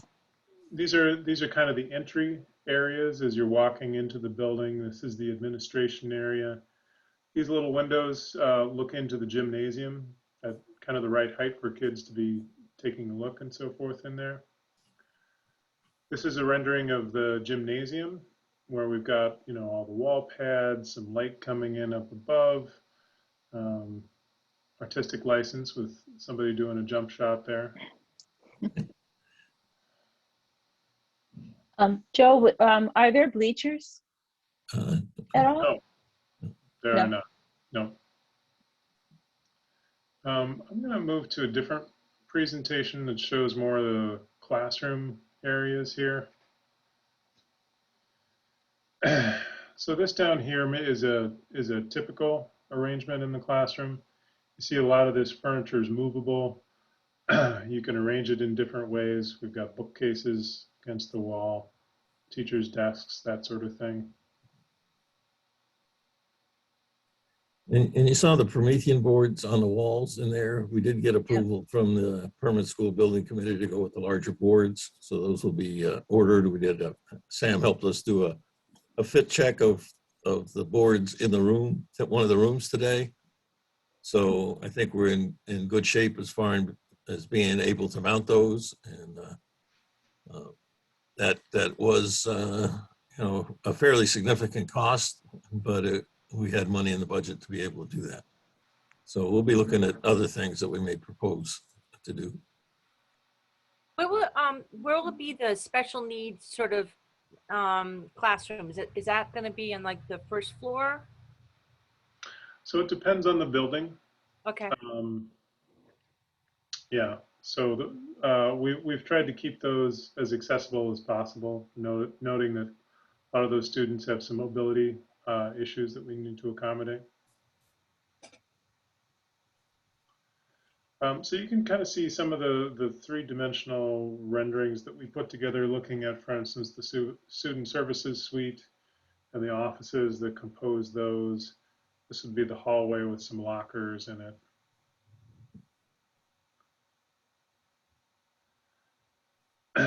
Media. This is the media center. Yep, we've got some display areas. We've got a lot of furniture, so this can be reconfigured in a lot of different ways. If you wanted to, you could host it sort of a half of a classroom here, and we've got a Promethean board here as well, so that you can use that. We've got most of the bookcases and so forth are on wheels. So these could be reconfigured if you have a big community meeting that you want to host in this nice space. I'll also point out these are all windows that that point out to the courtyard in both areas. So this is a really nice sort of reading nook with a lot of natural light and natural views out of here. It's so cool. I think you guys are going to be really excited when you're able to walk through. Oh. Yeah, one of the things we're looking at Mystic River, the rec department at one point had a plan to put a bridge across Fishtown Brook. We're pricing that out. It's something that's an add to the project outside the scope, so I need to get the permanent school building to weigh in on it committee. They're very supportive of it. I'm trying to get a cost. The original cost was around 30K. I think that was kind of a pie in the sky. It may be a little bit more than that, but it looks like a tremendous opportunity to have walkers come in from that neighborhood, either for recreation or whatever, because it basically dumps into the corner of the ball field, if you will, on the northeast corner. Great idea. Yeah. So that's those are some of the kind of value added stuff we look at as we're going through the project. We don't have that much of an opportunity right now because how many weeks, Kelly? 16, 15 now? Not very many to get the building completed. So the concentration, as Joe has said, and they're doing a tremendous job helping us with issues that sort of come up to get those resolved. And Kelly's doing great managing the two jobs. So we're looking forward to getting those buildings completed and being able to showcase those also. You know, Rick, that bridge would be an asset for Groton Open Space as you walk across Groton. Yep. When you wouldn't have to walk through the whole neighborhood to Judson and everything to connect Right. to the next property. So that would be an absolute plus. So maybe Groton Open Space could get involved with that also. Well, they would be happy if we did it. I mean, Yes, very there's happy. There's already a plan drawn up by our engineering department from 2018. So that's the basis for what we're looking at. So there's really nothing. You would go right to BB Pond. There's really not much to do other than to build it at this point. Great, thank you. Is each of the cafeterias look alike, Joe? I'm sorry, I didn't quite understand. That's because I had food in my mouth when I was talking. My mother has told me never to do that, and I still do it. So you can all tell Virginia Jean on me. So do both of the cafeterias look the same in both elementary? They look very similar. So basically, they're oriented as multi-purpose spaces. We are trying to squeeze as many uses out of every square foot as we can, and this was one of the early suggestions, and I think it was a good one. So this area doubles as a music performance room. These are actually there's an operable partition here, so it can be closed off to the cafeteria. So you could have events happening in here and a classroom happening here, music classroom here. But then you can also open it up and have this more as a focal point. For instance, as is shown in this rendering here, you can set up the chairs so it's really more of a performance space. And the decision early on, through the board, through the Groton Public School staff, and of course, the superintendent, was to look at how we constructed like the black box theater and to have it all at one level. Because if you need an ADA ramp, here 18 inches, you talk about an 18-foot ramp, and that takes away from space in the building. So the thought is, just like the middle school, to use risers, if you will, in that area, or be able to close it off, as Joe said, and use it for a classroom if necessary. I can remember saying early on, being a principal myself, how the cafeteria was often just a wasted space. Some of our schools have cafeteria gyms, but then they can't schedule as much gym. Right. So how can we use that cafeteria throughout the day? And I would say that Groton Middle School has learned a few ways to use that space because of the design. And I hope this will be true too for the two elementary schools. Yeah, we hope so. We hope the decisions that were made along the way as part of the design that Joe helped us with and you folks at Groton Public Schools helped with will stand us in good stead when the buildings are actually open and in use. Right. Yeah. I know it's been a long meeting, but we do have some sort of show and tell of the buildings in construction. Are you guys willing to take a quick look through those? Sure. Yes. Okay. Thank you. Of course. Can I ask a question? Oh, Lee, absolutely. Thank you. All of the renderings that we're seeing, anybody can be seeing that. We are now at a point where one of the schools is called Thames River. Mhm. The other is now called Mystic River. We're not using Cutler and we're not using West Side anymore. So if those could just be changed for things, people who are going to be seeing these. Right. And we understand that, Lee. These were made as part of the educational show and tell to the state, in which case we have to use the original names because that's the way the grant was written. But certainly, Thank you, Rick. I appreciate certainly it. if we start putting stuff up on the website, we ought to use the names that you folks have adopted for the schools. Thank you so much. Yep, you're welcome. Yep.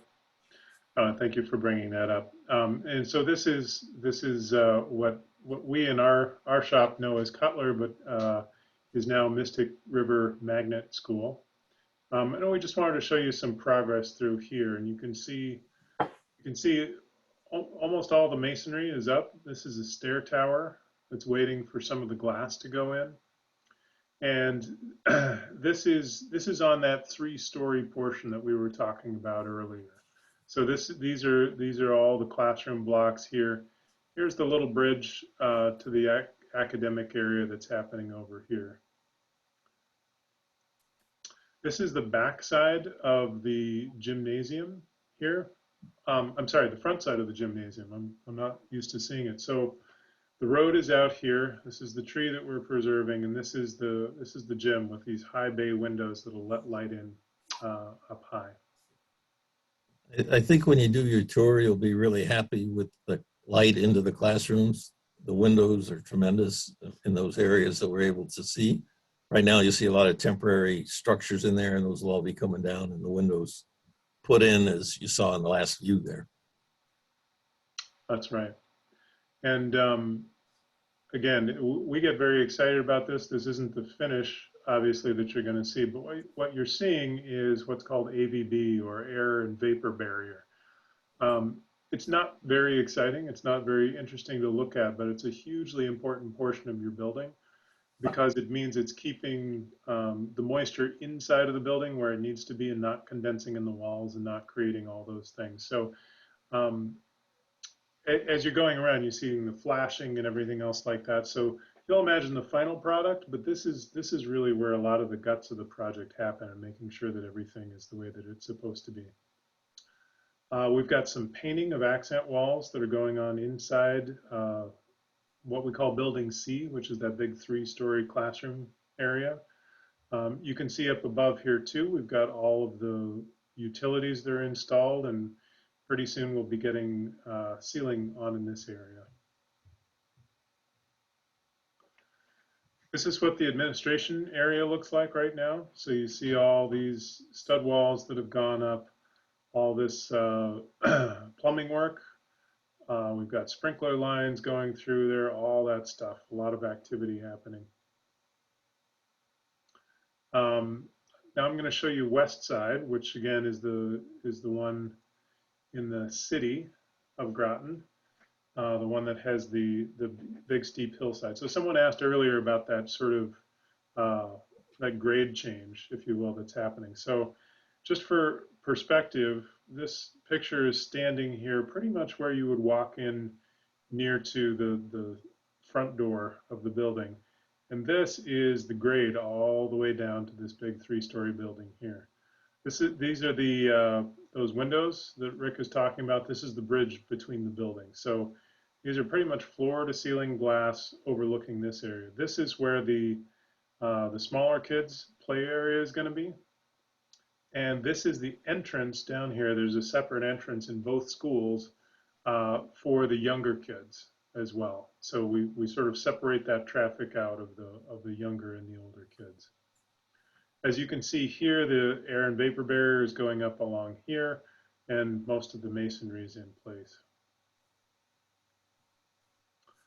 This is the entry to West Side. Again, you see a similar kind of canopy as was on Cutler. And again, we've got the brick going up on the gym in the background. And this is the 1-story administration building that's getting roughed in here. Kelly, remind me again when we're getting our windows in place? on Windows started today, actually, exciting. on the classroom wing, and then they're going to start on the admin area probably towards the end of the week.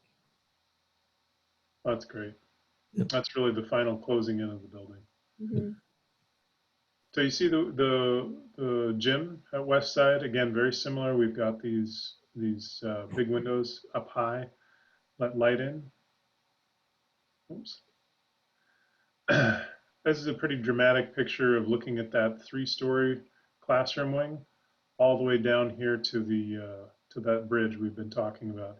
And you can see sort of the steepness of this slope up to the regular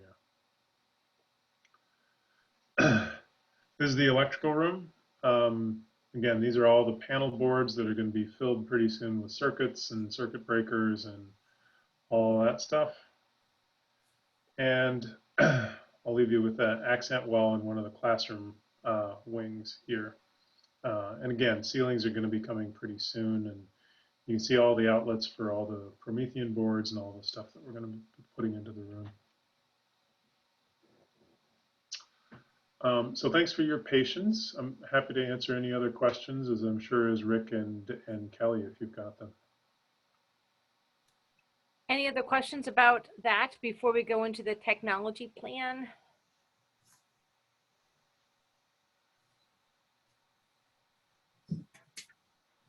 The fact that we're like, look, we got the light at the end of the tunnel with the pandemic, which means that we can really fully enjoy the middle school, because though some of us went in at last summer, but we were having to be distant and wearing all of our masks and stuff like that, and not really be able to go into the schools at the present moment. So the fact that we're going to be starting and being able to look at these 3 beautiful buildings and these 2 elementaries specifically is just so exciting.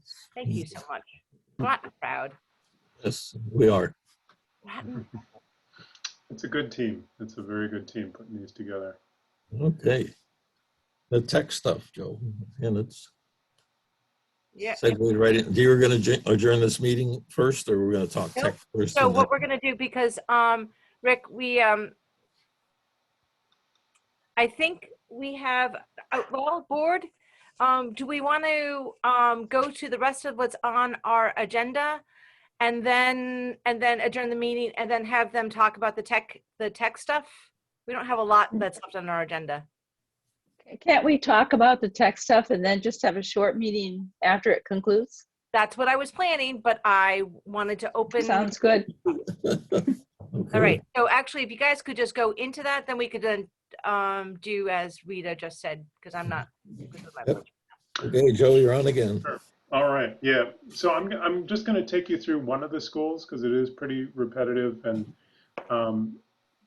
you know, just as a confession, my eyebrows begin to touch when I see too many acronyms and, you know, equipment that I don't quite understand. So, you know, bear with me, but I think it's a good design. First thing I'm going to show you are just the drawings, and what these drawings are going to show you when it comes up here. It's going to show you basically how we're configuring just the technology portion of this. So we covered the furniture and stuff in a previous submission. This is just the technology. So this covers, for instance, wireless access points. It covers monitors. I'll show you a few areas like that. So let's take a look at the, this is the administration wing. So this is the main vestibule in here as we're going into West Side. And this is all the stuff that we've got. So we've got, for instance, monitors on the wall here. We've got an access point in the ceiling. We're accounting for printers, all that kind of stuff. So it may sound detail oriented, and it is, you know, because we've got to make sure that there's power and data for all that stuff that we need, as well as some of the other equipment. But what I'm going to show you now is kind of the list of the, this is twofold. So it's going to show you a list of all the stuff that we're buying, and it's also providing a cost estimate. And as I'll let Rick, as the numbers guy, go over this. And we're in the process of getting this whole thing ready to bring to the state. But you can see we've got LAN network switches, we've got wireless access points, we've got uninterrupted power supplies, we've got display monitors, charging carts, visitor management systems, servers, and we also have point of sale systems for the cafeteria. So to pick up on what Joe's saying, you know, we did want to make sure things were the same. For example, points of sale would be the same as the middle school, which we're asked for. Charging carts are really the same for all of the schools, so there'll all be a consistency across the 3 schools, if you will. Our biggest surprise, and I think surprise in a good way, is really the budget for technology. Originally we had set aside $1 million.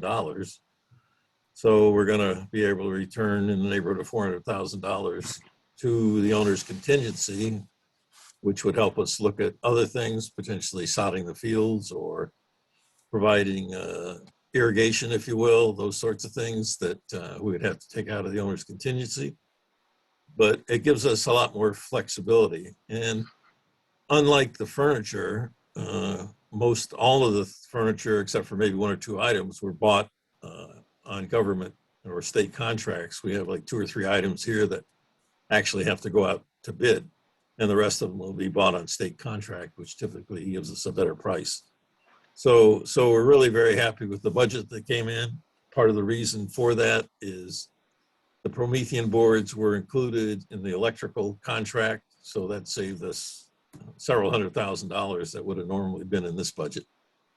I don't have anything else on budgetary stuff if people have any questions, but we appreciate the work that was done to put this stuff together, and hopefully this building will operate as well as or both of these buildings as well as the middle school is right now. At the risk of Rick, that you want to drive me out of town, can you walk me through why the board needs to vote on the technology plan? Like the state, I'm sorry, the state requires it. The state requires all of the phases to be approved by the Board of Education, Permanent School Building Committee, even though they're an oversight and don't build the buildings per se and don't control the budget necessarily. But you have to approve, and both the superintendent and the chair have to sign first the construction part. Typically, if we did playscapes as a separate phase, they would have to approve and sign for those. Just like you had to sign for furnitures, fixtures, and equipment, and now you have to approve the technology budget. Some of it seems a little antiquated, if you will, but that's the state requirements. So that's why we're here.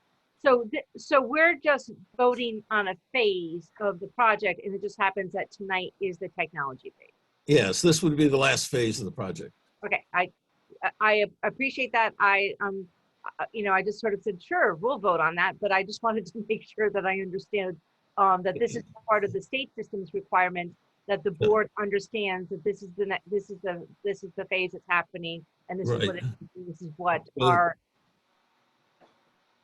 Because we're required to go again to the Office of State Grants, OSCGR, again on Friday with all the appropriate signatures. We had to get the fire marshal to sign this. We had to get the ADA officer to sign the document, who really have no play in technology, if you will.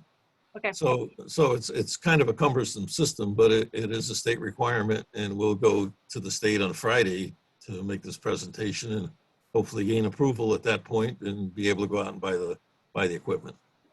So what the board needed to know tonight is that the 2 new elementary schools, their technology plan is very similar to each other, even though they're at different sites, but they're very similar.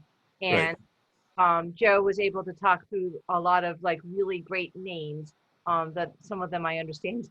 Some we all don't. Yeah. Right. But I just, and I'm sorry if the board, if you all knew that and you all understood that, I wasn't quite sure about why we were doing that. And it's always a good reminder. And So- just another reminder that our staff has been involved and collaborated, you know, with the architects and with Rick Norris and the building team, so that Dennis Coppola, like he did for us for Groton Middle School, he's been involved with his team looking at this to make sure that we have the right access points and all of that. So people who have expertise in this area that I trust have done a lot of that legwork. So, you know, which I'm grateful for. Now Tom Lonsdale is taking this on while we're in flux. So. Sorry, I that- didn't mean to interrupt, but thank you. That's the rationale, if you will. Joe, did I ruin your flow? No, no, no. I have no flow. So So you know, this is the list of the stuff that we're purchasing, and as Rick pointed out, most of it's state contract, a few items are bid, a couple direct purchase, and so forth. But I'm happy to answer any questions or take a look at any of the plans or anything if that's useful. Other than that, I think we would just request a vote. And that vote will happen once this meeting is over and we'll go into a special board meeting. Rita, I saw you raised your- Are there any outside lights, security cameras involved in this? Did I Yes. miss that? No, there's a whole security system in there, if you will. Okay.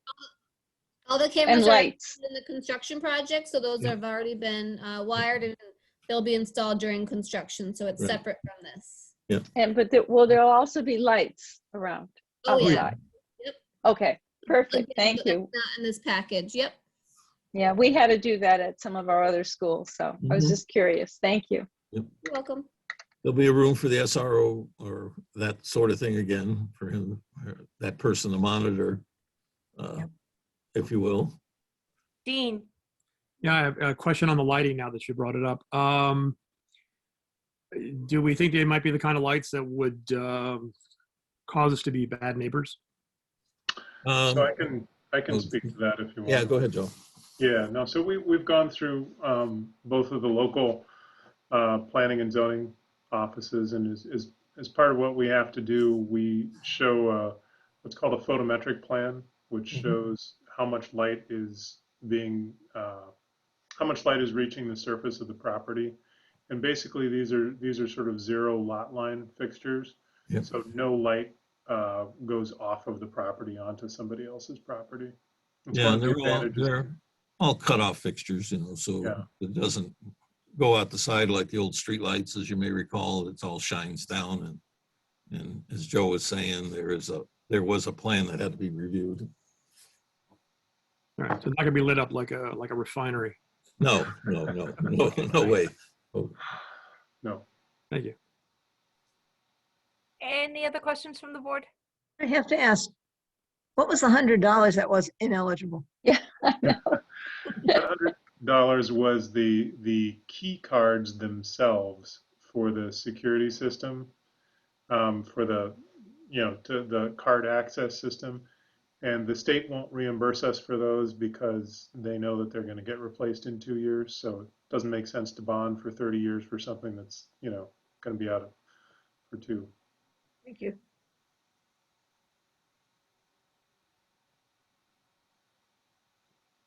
Anything else? Is it time? No, it's not, because we've got a couple more items on the budget, but good try, Andrea. We're doing pretty good for such a action-packed meeting. yes. Yep. Go Huskies. So if there's no other, we are going to go further into our meeting, and so that we can adjourn and go into the next one. The next thing is the DoD supplement, Susan. And I think Ken can pull that up. Oh, there's Ken.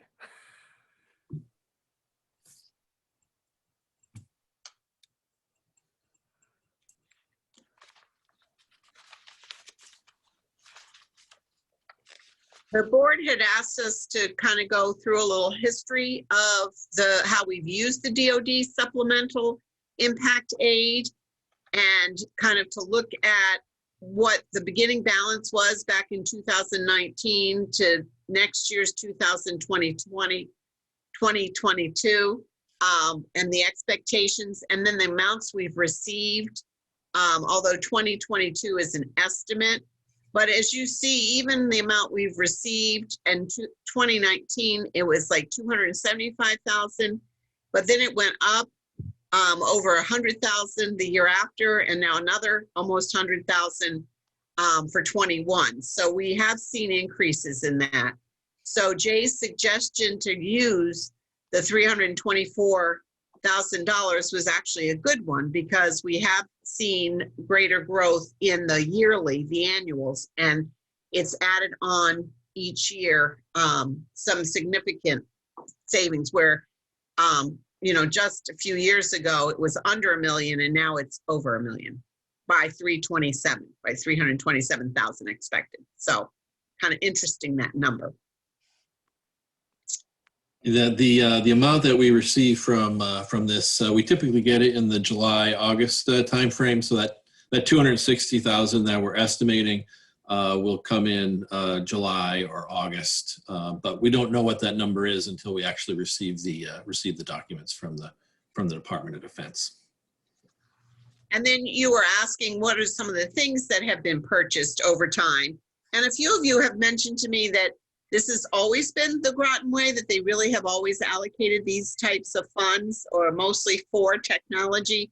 Although there was a year that, a baseball field was in there, but I think most of the time it is technology. So as you see, we really addressed that Chromebook one-to-one initiative. As you know, we heard from a lot of people, including Mike and I, that our front end boards were going on us, the lighting, and so looking at a Promethean board upgrade, especially at the high school, and we have some of those boards actually coming into us pretty soon to upgrade. So those are the kinds of things that we have really allocated on the most part. And then it looks like we had cave dues a few years ago, and then tennis courts this year, tennis court. Jay, I saw you raised your hand. Yeah, I just wanted to mention, people ask why we don't spend it down completely every year. And I think that there's been a longstanding thought that these federal funds are never guaranteed. Right. And the idea was that if for some reason the funding were pulled, we would still be able to fund our technology plan, for a couple of years. So this was, this is why, to try to keep it sustainable. Right. Why we I keep it say down. you're exactly right, Jay. This is actually part of our sustainability, especially for technology. And I think we've been very prudent in the way that we've spent it and careful about it. And it really goes directly in the hands of students, which we think is also a good thing. Any other questions about that?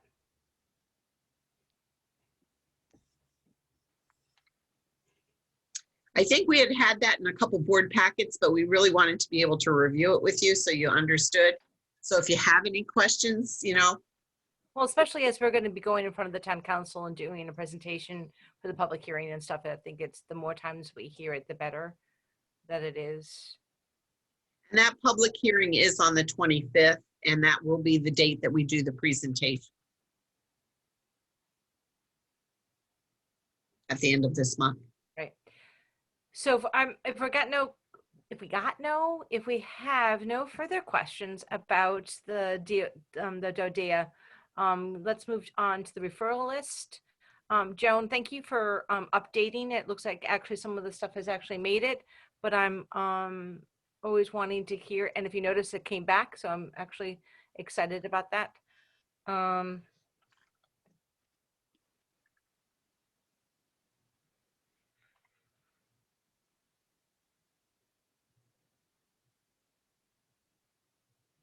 Any other comments about the referral list? Miss Joan, you've done such a great job. Kim, it's Liz. Liz, sorry. That's You've moved it, okay. Mike. I get it. I noticed on the curriculum action plan that there was only 2 items mentioned. And I really thought that we had talked about adding the stuff about the African American, Latino, Puerto Rican studies course, and to have Carmita be able to come back and discuss that with us.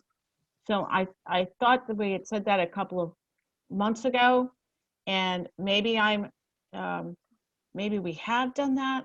It's been a while since we've done curriculum, and I just didn't check my notes, and I'm just bringing it up so that somebody can refresh my brain. Is that under the DEI, under the COW? No, it should be under, So that's you're looking at the no. action plan, right? With the grid, it should be under curriculum. That's different. The DEI, I think what Liz is referring to is the state required. Courses? The state Yeah. required Kamita. Now, it doesn't need to have our approval though, Liz. And I think that Okay. had her come in, I think you've had that conversation. Jane, I don't want to speak for you or for Andrea around that, but I think that the reason why it's no longer on there is because you've done that piece, because it's not something that Groton owns necessarily in terms of that we don't create the curriculum, right? It's a curriculum Right. that is brought to us. But I do believe that you all approved it officially at a board meeting, the same board meeting that you approved the DEI language. And Okay, I like I said, I'm sorry, I just. look that up. That's why we're reviewing the referral list, because if you don't bring it up, then we don't have that conversation. Jay.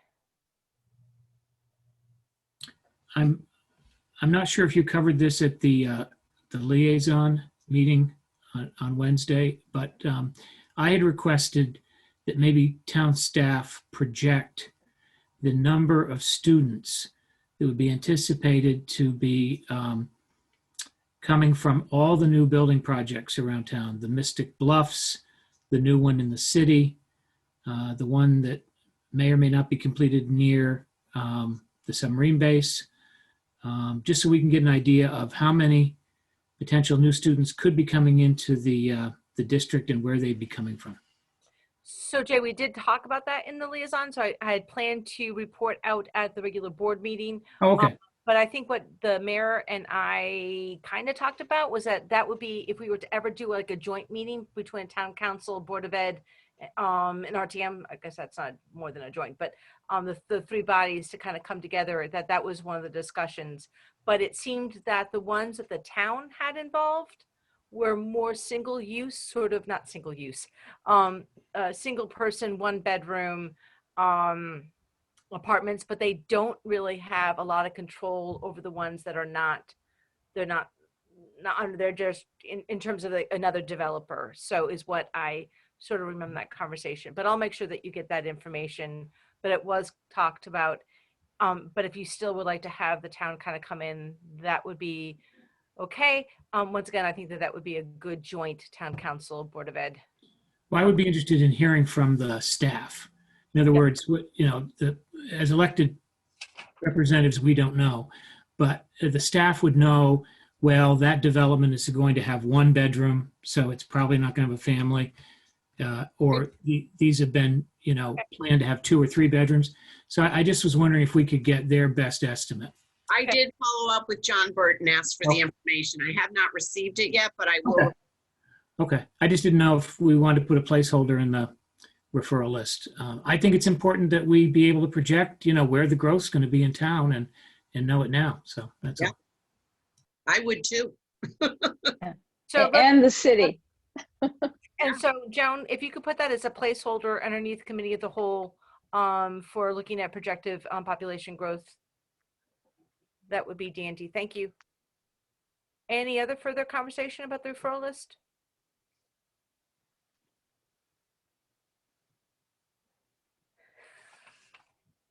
No, there's some suggested future topics. Oh, thank you, Rita. Thank you. I would like to add as a suggested our reentry plan for the Groton Public Schools when we're bringing our children back, the time plan at a COW meeting. So maybe next week. whenever it's ready. And also the survey from the parents, the results of the survey.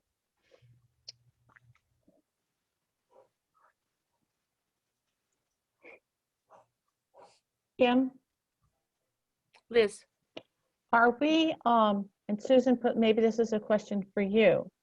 I know we're looking at the reopening of schools for the spring now, but are we planning anything about the next school year? You We're know, really working on what's going to be needed this year and in the summertime for summer school. yeah. I think we really need to see how this all plays out this spring. Mhm. You know, kind of a pilot of the situation. So, and not knowing really totally what the health situations are, but I'm hopeful that it's going to be 5 days a week, and you know, we'll have everybody back safe and sound, and you know, it's looking that way as I'm Okay. optimistically.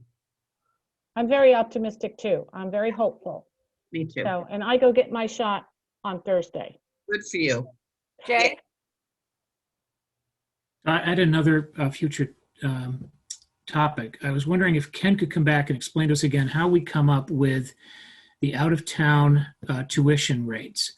I was approached by a family that lives out of town, but the grandparents live in town. And the question was, you know, that our tuition rates are not competitive. And I know it's not going to be a large number of people, but going forward, if we want to build the IB program and also fill these new elementary schools, I think it would be good to have a competitive out-of-town tuition rate. When they were looking at private schools, they were actually lower than what we were offering. And so I thought, could we discuss the possibility, as we have in the past, but never reached consensus on, about offering some kind of discount, especially if they have a connection to the town already, where they have, you know, relatives that live here. Jay, So that make that. Jay, would that make sense for it to go into the finance and have you guys kind of say that this is what the rates, the two rates would look like, so that could come down to the committee of the whole? I mean, we could, but you know, the whole board is going to have to vote on this. Right, but I think that if you guys had the meat of the discussion about sort of, this is sort of what this rate, this is how we came up with it, this is sort of why, and if you guys had done that that leg of the journey, I think it would be easier for the board. Okay, well, we'll add that on for our next one. That would be super. Because when you're thinking of competitive rates, I mean, are you thinking of parochial schools or private school like Pine Point and the Williams School? Because that's makes our rates look very inexpensive. So I was just curious what your frame was. Well, maybe that would be something that the finance and facilities committee could kind of take a look at, about what are the neighboring, like what is Old Lyme, what would be Well, appropriate. they mentioned NFA, for example. So okay. So I just think, you know, if we could be in a ballpark. That would be perfect. And that would be nice to finally get that issue resolved. That would be nice. All right, so Joan, we're going to add that to finance and facility. Any other? Motion to adjourn. Can I have a second? I'll second it. So the discussion is that please don't leave. We are going to be going into a special Board of Ed meeting so that we can vote on the technology plan as it was presented by Joe, and where is my other and Rick right in front of me, so that we can have that get sent up to the Office of Budget, whatever they are. Are you saying that we do not leave and then come back? That is correct, Lee. If you could just stay there. But if I hear no other discussion, I am going to, all those in favor of ending the meeting, please say aye. Aye. Oppose, abstain, motion is carried.